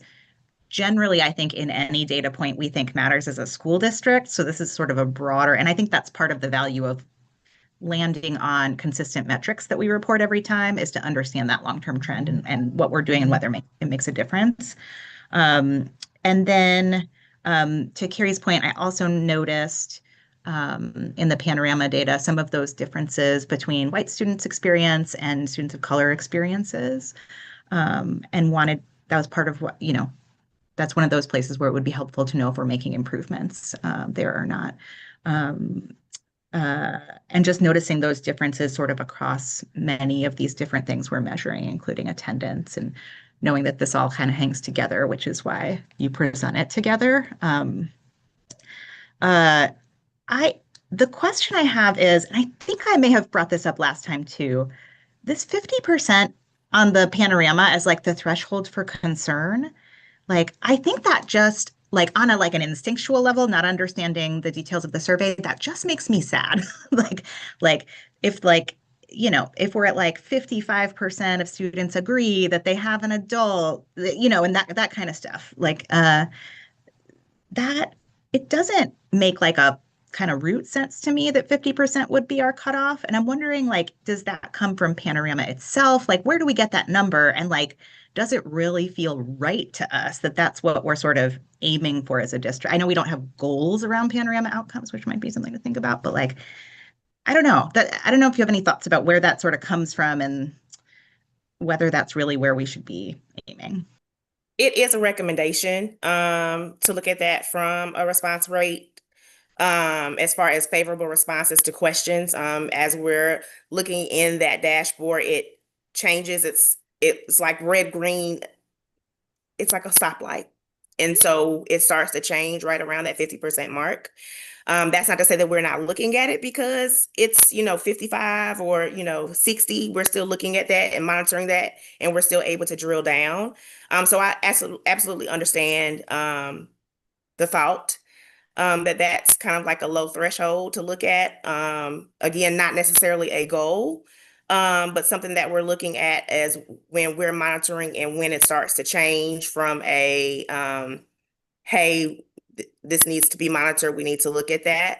But that's, again, we're looking at the totality of those who took the survey. Well, we're actually able to log in and look at, again, smaller groups. So down to classroom, down to individual student, where that may be differently. And we can see when we're monitoring where they are and where they fall in that, where we're able to see, what if there are services, how they answered individually, and what we can possibly implement.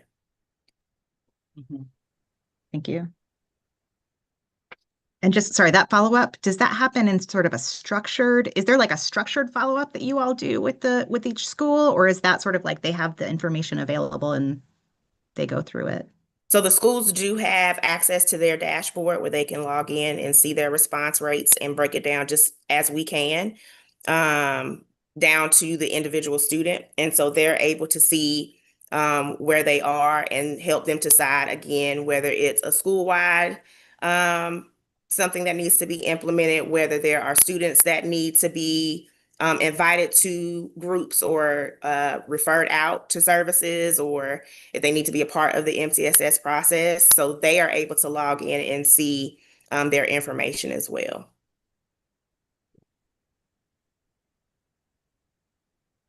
All right, Bonnie?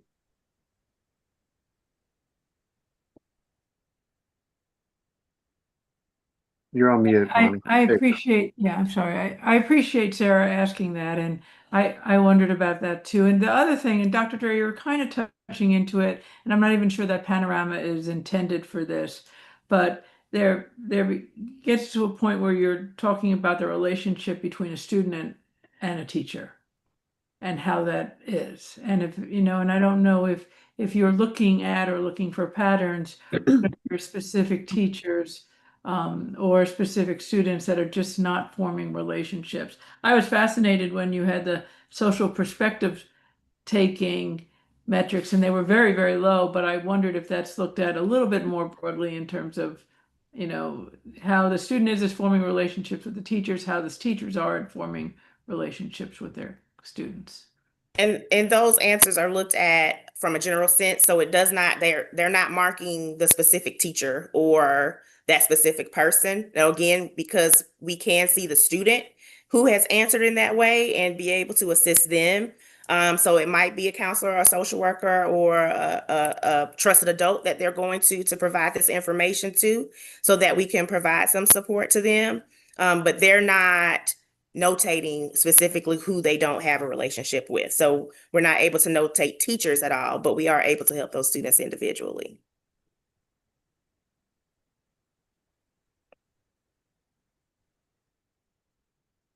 All right. Any other questions from anyone?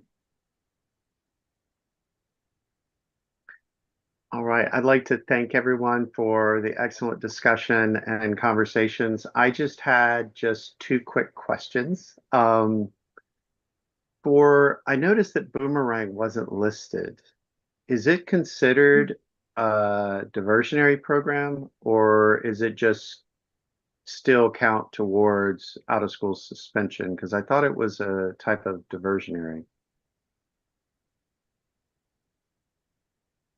So Boomerang is considered a diversionary program. Okay.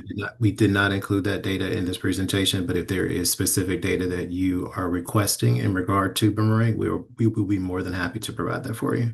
No, it's just, I think it's a wonderful program, and I know we've used it, and it's very helpful, and some of the restorative stuff they do during the program. I just wanted to confirm.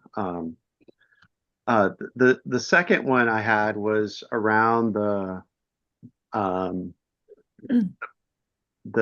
panoramic data. Do we ever look, or is there ability to look at cohort to see if the feelings are changing or the perspectives are changing, like when you go from, elementary to middle school, or middle school to high school, or, those major transitions, or are they within, right? You're in high school, but now you're not feeling, as supported for some reason. Or do we have that ability, or is it just in bigger blocks where we're not able to see that level of information? Dr. Drea, correct me if I'm wrong, but so the first way I'm going to answer that briefly for you, Mr. Atherton, is remember, we are striving for the 95% participation in those particular groups or those age brackets for every single school. And so as of last year around this time, we had not really started, that campaign. So if we were to start looking at some of that, we would not be comparing apples to apples. We'd be comparing apples to oranges. That being said, what I will say to you is in the spring, technically, say, for example, you could look at the 5th grade panorama data and make a comparison to the 4th grade data from last year, because that would be that same cohort, if that makes any sense. Dr. Dreyer, am I wrong in that assessment? No, we would go back and look at the previous survey for the previous year to look for those grades to kind of show those trends. So Yes. Yeah, I appreciate that. I'm just as other board members, I'm just trying to see if there's other ways to look under, how these are trending or where we're seeing the changes or number decrease. The last question I had is, in the past, we have had the incident types, especially when there's out of school suspensions. Is there a way that could be shared? Not here, it could be shared at some other point, just so we can get an idea of what is causing some of the suspensions? Yes. Okay, thank you. All right. Well, thank you all. We really appreciate y'all's time tonight and definitely your dedication to looking into this and helping our whole district and how we can improve and have a better experience for everyone. Thank you so much. All right, next we have the update to strategic plan priority 2. I believe this is around operations. Yes. Good evening, Chair Atherton, Vice Chair Padilla, board members, Dr. Jones, members of staff, and anyone watching this evening. We are here to provide an update surrounding Strategic Plan Priority 2, Excellence and Efficiency. Next slide, please.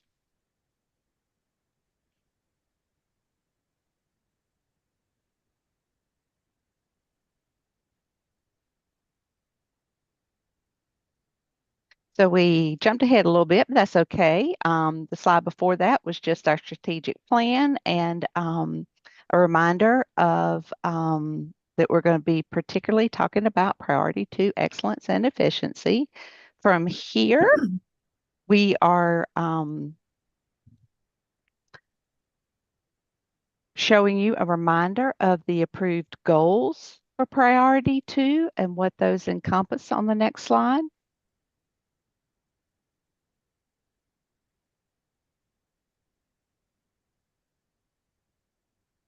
Give you a minute to refamiliarize yourself with those. Next slide, please. Now we're going to take time to provide an update of where we are. Next slide, please. Goal 1 ensures that we are managing our facilities as a system using shared expectations and information to make proactive, equitable, and efficient decisions that support student learning. Together, this goal reflects our broader shift from reactive operations to strategic stewardship, using systems, alignment, and clear expectations to ensure every dollar and decision supports our priorities. Next slide. The actions you'll see here are examples of how we are operationalizing efficiency by strengthening systems, building capacity, and improving service rather than addressing issues in isolation. Modern, reliable learning and work environments. We are ensuring that all of our schools have access to modern, reliable tools that support teaching, learning, and daily operations. An example of this is that we are 800 staff device rollout for school-based staff, front office, and cafeteria managers. The second block here, safe, prepared, and consistent operations. We are strengthening safety through clear expectations, consistent protocols, and regular training so staff know what to do and systems respond predictably. An example of this is updated safety protocols and trainings, clear roles and responsibilities. Our third block here is financial stewardship and internal controls. We are improving financial stewardship by standardizing procedures and building staff capacity, ensuring accuracy, consistency, and accountability across the system. An example of this is our financial trainings that we're doing quarterly for all of our bookkeepers.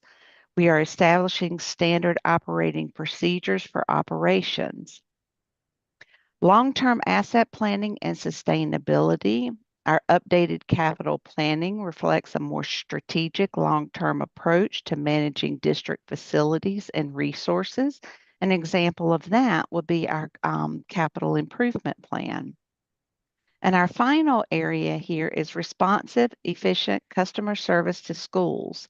We are improving how schools access support by streamlining customer service processes and clarifying pathways for assistance. Next slide, please. We are operating with clearer priorities that guide decisions, using consistent systems and processes to reduce duplication and increase coherence. We're making decisions informed by data and impact, not habit, aligning organizational structures to improve coordination and service, and we're ensuring our resources, the time, talent, and funding are directed where they matter the most. Next slide.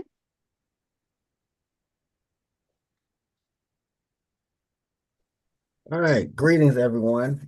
Thank you, Ms. Raff, for that Goal 1 update. Goal 2, by 2026, 95% of OCS students using district buses will experience safe on-time arrivals to and from school. Why is that important? Consistent on-time transportation supports academic achievement, which is why we are all here for student success. And we know that safe transportation builds trust and attendance. And we want to make sure that we provide reliable bus service for all of our community members that promote equity. And when we can trust that our buses are on time and arrive and dismiss, we can support the students' well-being because they can trust in us with this service that we're providing. Next slide, please. And so here are some of the things of how we can reach our goal of 95%. Implementation of real-time bus tracking and performance monitoring. In order to reach our goal, we need to know where we are. And so having these instruments and tools help us strive to achieve our goal. We want to strengthen driver recruitment and training because if we don't have the essential drivers, we won't be able to meet our goal of making sure every student has an on-time arrival. And so we look at retention efforts as you have approved tonight, our substitute driver pay to make sure it's equitable to sustain those essential employees for student success. Regularly review and optimize bus routes and schedules. As we've done in November, we came to you with some student assignment and adjustments to help our efficiency. Thank you so much for allowing and aligning this a priority to meet our goal of 95%. We want to establish clear communication protocols with our families through technology, as well as standard protocols of how we respond in a timely fashion to our community. And clearly, to make sure that we have buses on time, we want to make sure that we maintain and make sure they're safe, as well as look at innovative ways to enhance our equipment like EV buses and things of that nature. So all those things we look to install to help us reach our goal. Next slide, please.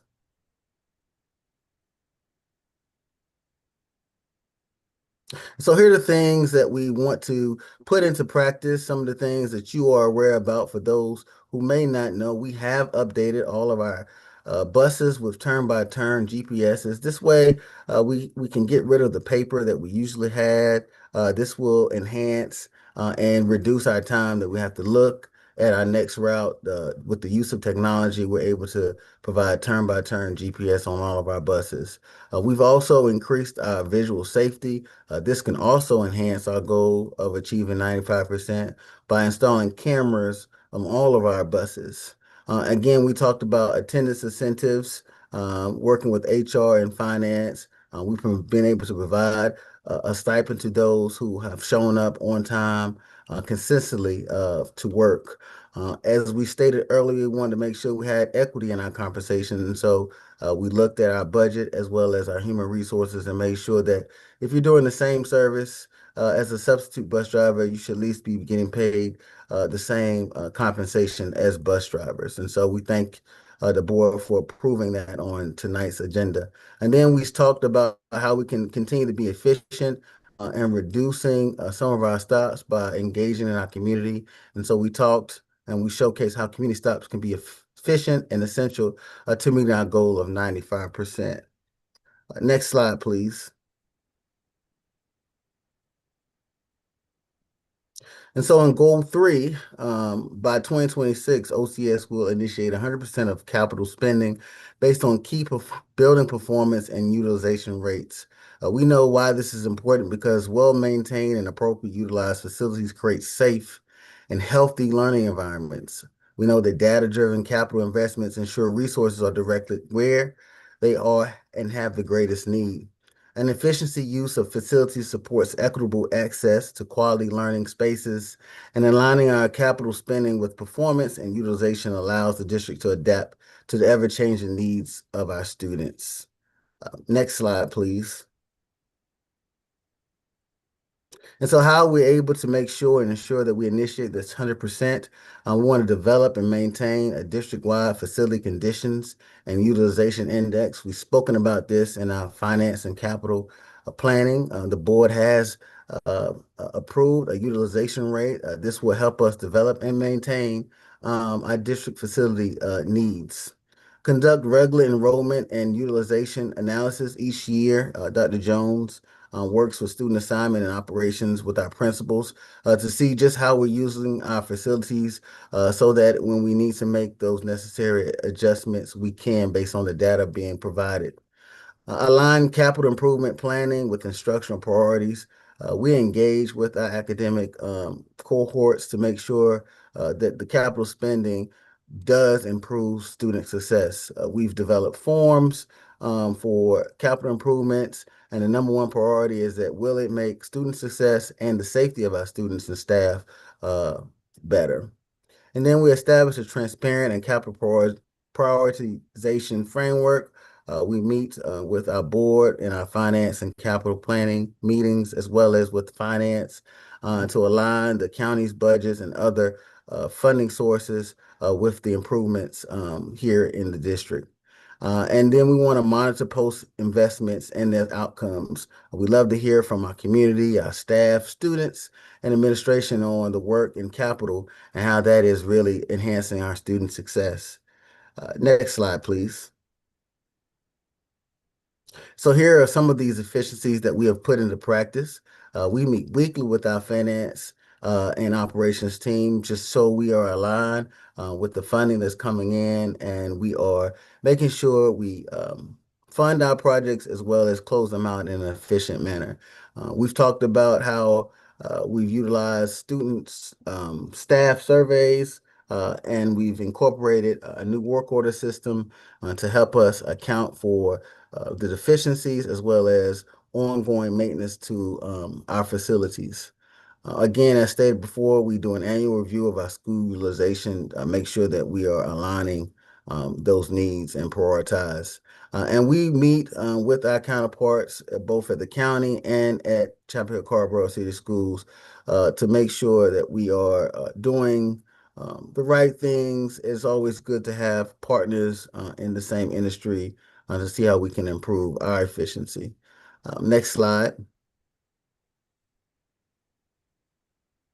And so with that, we've given you the why we agree with these goals set forth in this priority, the how we have continued to achieve those goals, and some of the many things that we continue to do for priority 2. And with that, we'll take any questions that you may have. Thank you.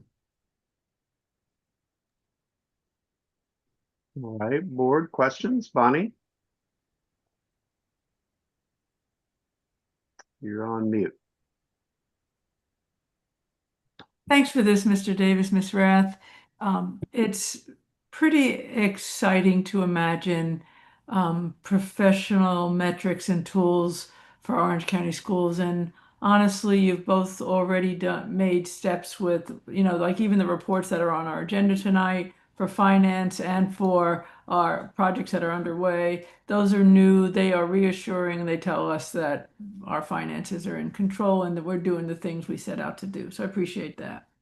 On the strategic goals, two areas. Let me on goals 1 and 3. They're very, very broad, and I wondered when we might have an idea of what metrics we'll be looking at and how we measure up, especially at least for the metrics for the board and the public, and how frequently we'll see updates beyond the reports that we're already getting. And I was fascinated. I was glad to see the last page when you talked about the work order management system. That seems like, the responsiveness of work orders would be a great metric for us to see how that's going.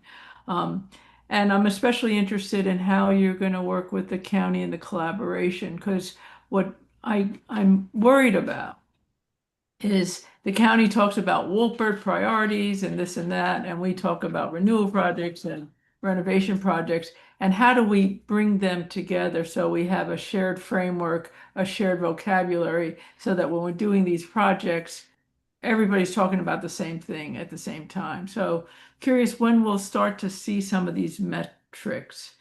I have a second question on transportation. I'll stop that for now. So, Mr. Davis, I'll take a stab at the first one here, and maybe I'll let you chime in on the second part of that question. But some of the metrics that we, in regards to this goal 1, is our annual audit that we receive each year in the fall.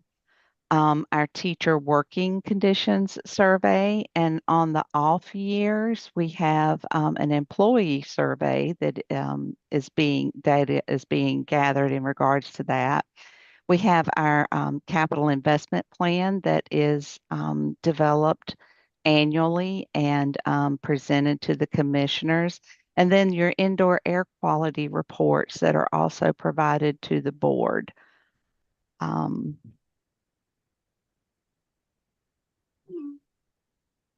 I will add to some of that is part of us creating metrics in individual departments, which there can be a very long list of metrics. So I think if there's something specific that can be a discussion point, but the idea here is that the team is creating systems to put in place so that some of the things that Ms. Rath just mentioned, you see improvements and a systematic way to improve that, to improve our relationship with the county, which we have really done a really good job of working well with them in collaboration with our capital investment planning. So just to add on a little bit to what Ms. Rath was saying, that is our goal here, not to create a list of metrics to report out, although we are more than happy to discuss what that could look like at some point. All right, Sarah? Yeah, just to that last point, the thing that I was going to ask about also is sort of what Bonnie asked about performance metrics, because I did actually think when we defined that goal, that's what was going to happen, was that there would be some these are the measures that we're following that we think are the most important ones, at least to report to the board in terms of excellence and efficiency. So I really appreciate everything you all shared about these are our strategies for pursuing sort of the overarching priority and putting in systems in place. I think that's so important. I think all the work you all are doing seems very important.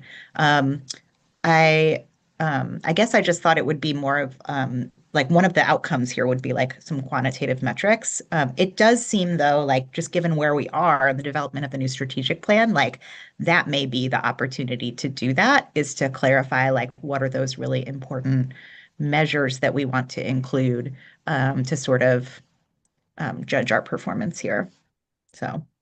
Yeah, and to your point, Ms. Smiley, in order for us to get to even be able to identify what some of those metrics, other than the high level ones that I've already and Ms. Rath listed out that we're reporting out already, where you can make some comparisons year over year. I think we're trying to get to that point for you. In order for us to be able to identify any type of metric, we're going to have some systems in place to do that. Absolutely. So I think that has been the point of this new team working together to establish some of those things. And then when we get to that point, we can have some conversation. But and this team can better take a look at again the indoor air quality, and we're trying to flesh that out, you know, year over year what that looks like. We even when we talk about the attendance data and the panorama data, really get into where we, again, that speaks to systems. Like, this is not just operations and finance. It says all departments, right? Where we have systems where we're trying to push and get to 95% participation so that we can present genuine data that speaks to what is actually happening, and we can compare apples to apples. And so this is across multiple departments, the systems that we're looking at. It's not just because Ms. Rath and Mr. Davis are presenting, just sticking to their departments.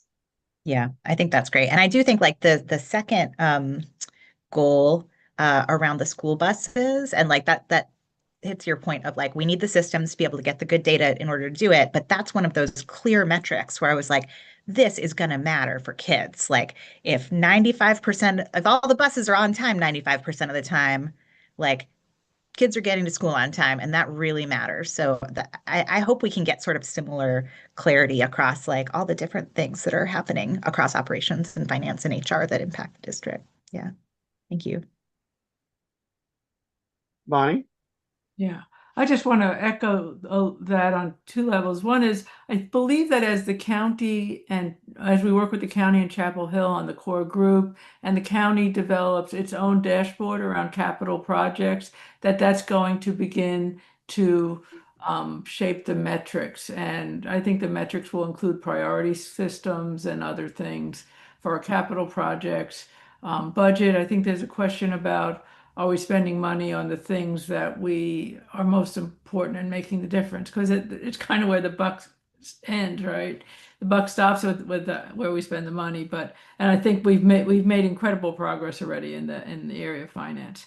On the buses, and I think it's a great example of real accountability, and the 95%.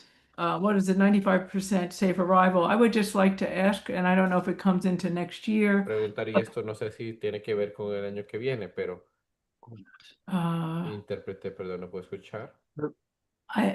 I just Solo, bueno.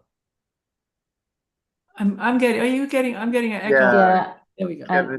Okay, so the question that the parents would like, if there would be a second metric on transportation, it would be 100%. And I just want to preface this by saying the challenge of safely moving thousands of students every day is extraordinary. And Mr. Albin and his team have done an amazing job building trust with our community. So I want to just say they are unbelievable.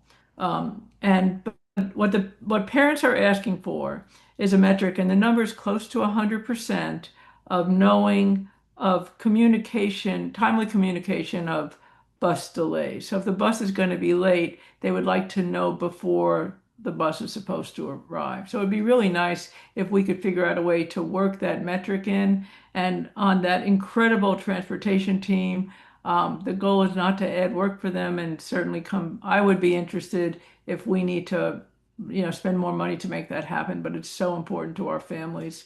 I just wanted to raise that. And I would like to see, it would be really helpful to see an efficiency metric. I don't exactly know what it is. I know we report some things to the state, but as we're making improvements, we don't always need to know all the details, but would be helpful to see what kind of what efficiency looks like. And one of the metrics is how long kids are riding on buses. So those are just some examples, but some of those things, in addition to 95% of students arriving on time, those other metrics are really important to our families.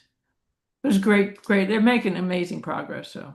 Yes, and I think, again, to Ms. Smiley's point, I don't know how many families have reported that, but I would assume that we should see that in some of our strategic plan data that we have collected for the next 5 years.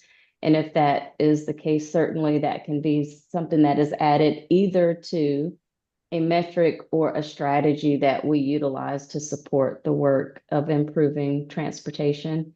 To speak to your other point about resources and whether or not we are selecting the most appropriate resources, some of the other metrics that you do get that are already reported is our accountability data with the state. And so that should help to support the alignment of resources that we are utilizing and professional development that we may be investing in. And so as we take all of that in and feedback from the community in the multiple areas that we have received it, whether it is by attending one or more of the listening sessions, the survey, and as we begin working with our focus group to hear from the entire community, I think we'll be able to form some of that. But I want to make sure we're keeping in perspective that these goals for operation and efficiency impact every department. And most things that we are presenting to you on a regular basis to include academic data is also impacted by this work. And so as we are improving in the various areas from across departments in the district, we should see some of those items. And so we don't want to delay work by being so heavy on reporting at a level where it's not broad enough. But I think those are conversations that we're happy to engage in. Great. Yeah, I think we agree completely. Yes. All right, Sarah. I just wanted to make a minor point related to one of the things that you had mentioned, Bonnie, about wanting to be notified if the buses are delayed, which is I follow on Here Comes the Bus to like keep track of that. I mean, I can definitely see when the bus is delayed, or my kid is the first stop in the morning, so I can see when it leaves the elementary school and comes around the so I do wonder if everyone, I just wonder about usage and uptake and whether people are using those tools. So it's interesting I think honing in on does it need to be like one of our big goals, or is there some root cause that we need to address in a different way? It's just an interesting thing to look into. I'm hearing it's that parents are getting the notification on where's the bus after the bus is substantially delayed, so that it's not always working perfectly. I know the GPS system has helped, but it's even since the GPS improvements have been made, there's still problems. But I agree, it could be lots of things causing it, but I think the bottom line is our parents, we want our parents to be comfortable that they are hearing if the buses are late. For whatever, if they're not, we need to find out why not. And I know Mr. Albert does an amazing job making sure our parents are handed, but it's that's all. I think it just needs to be something we're monitoring and recording, not anecdotal, right? All right. Any other questions or comments? All right. I did have just one comment or thank you. Additional thank you is Mr. Davis and Ms. Rath.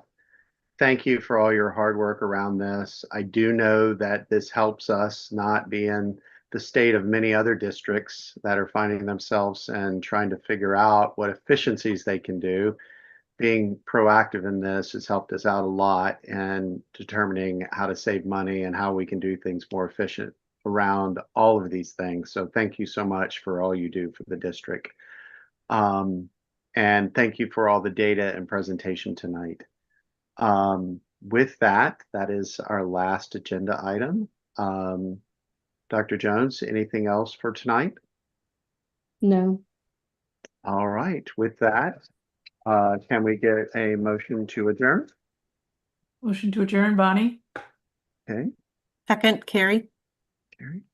Thanks, Carrie. All right, we'll start with Wendy, Yes. Carrie, Yes. Ann, Yes. Andre, Yes. Sarah, Yes. Bonnie, Yes.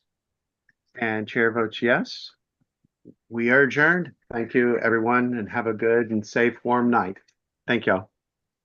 Thank you.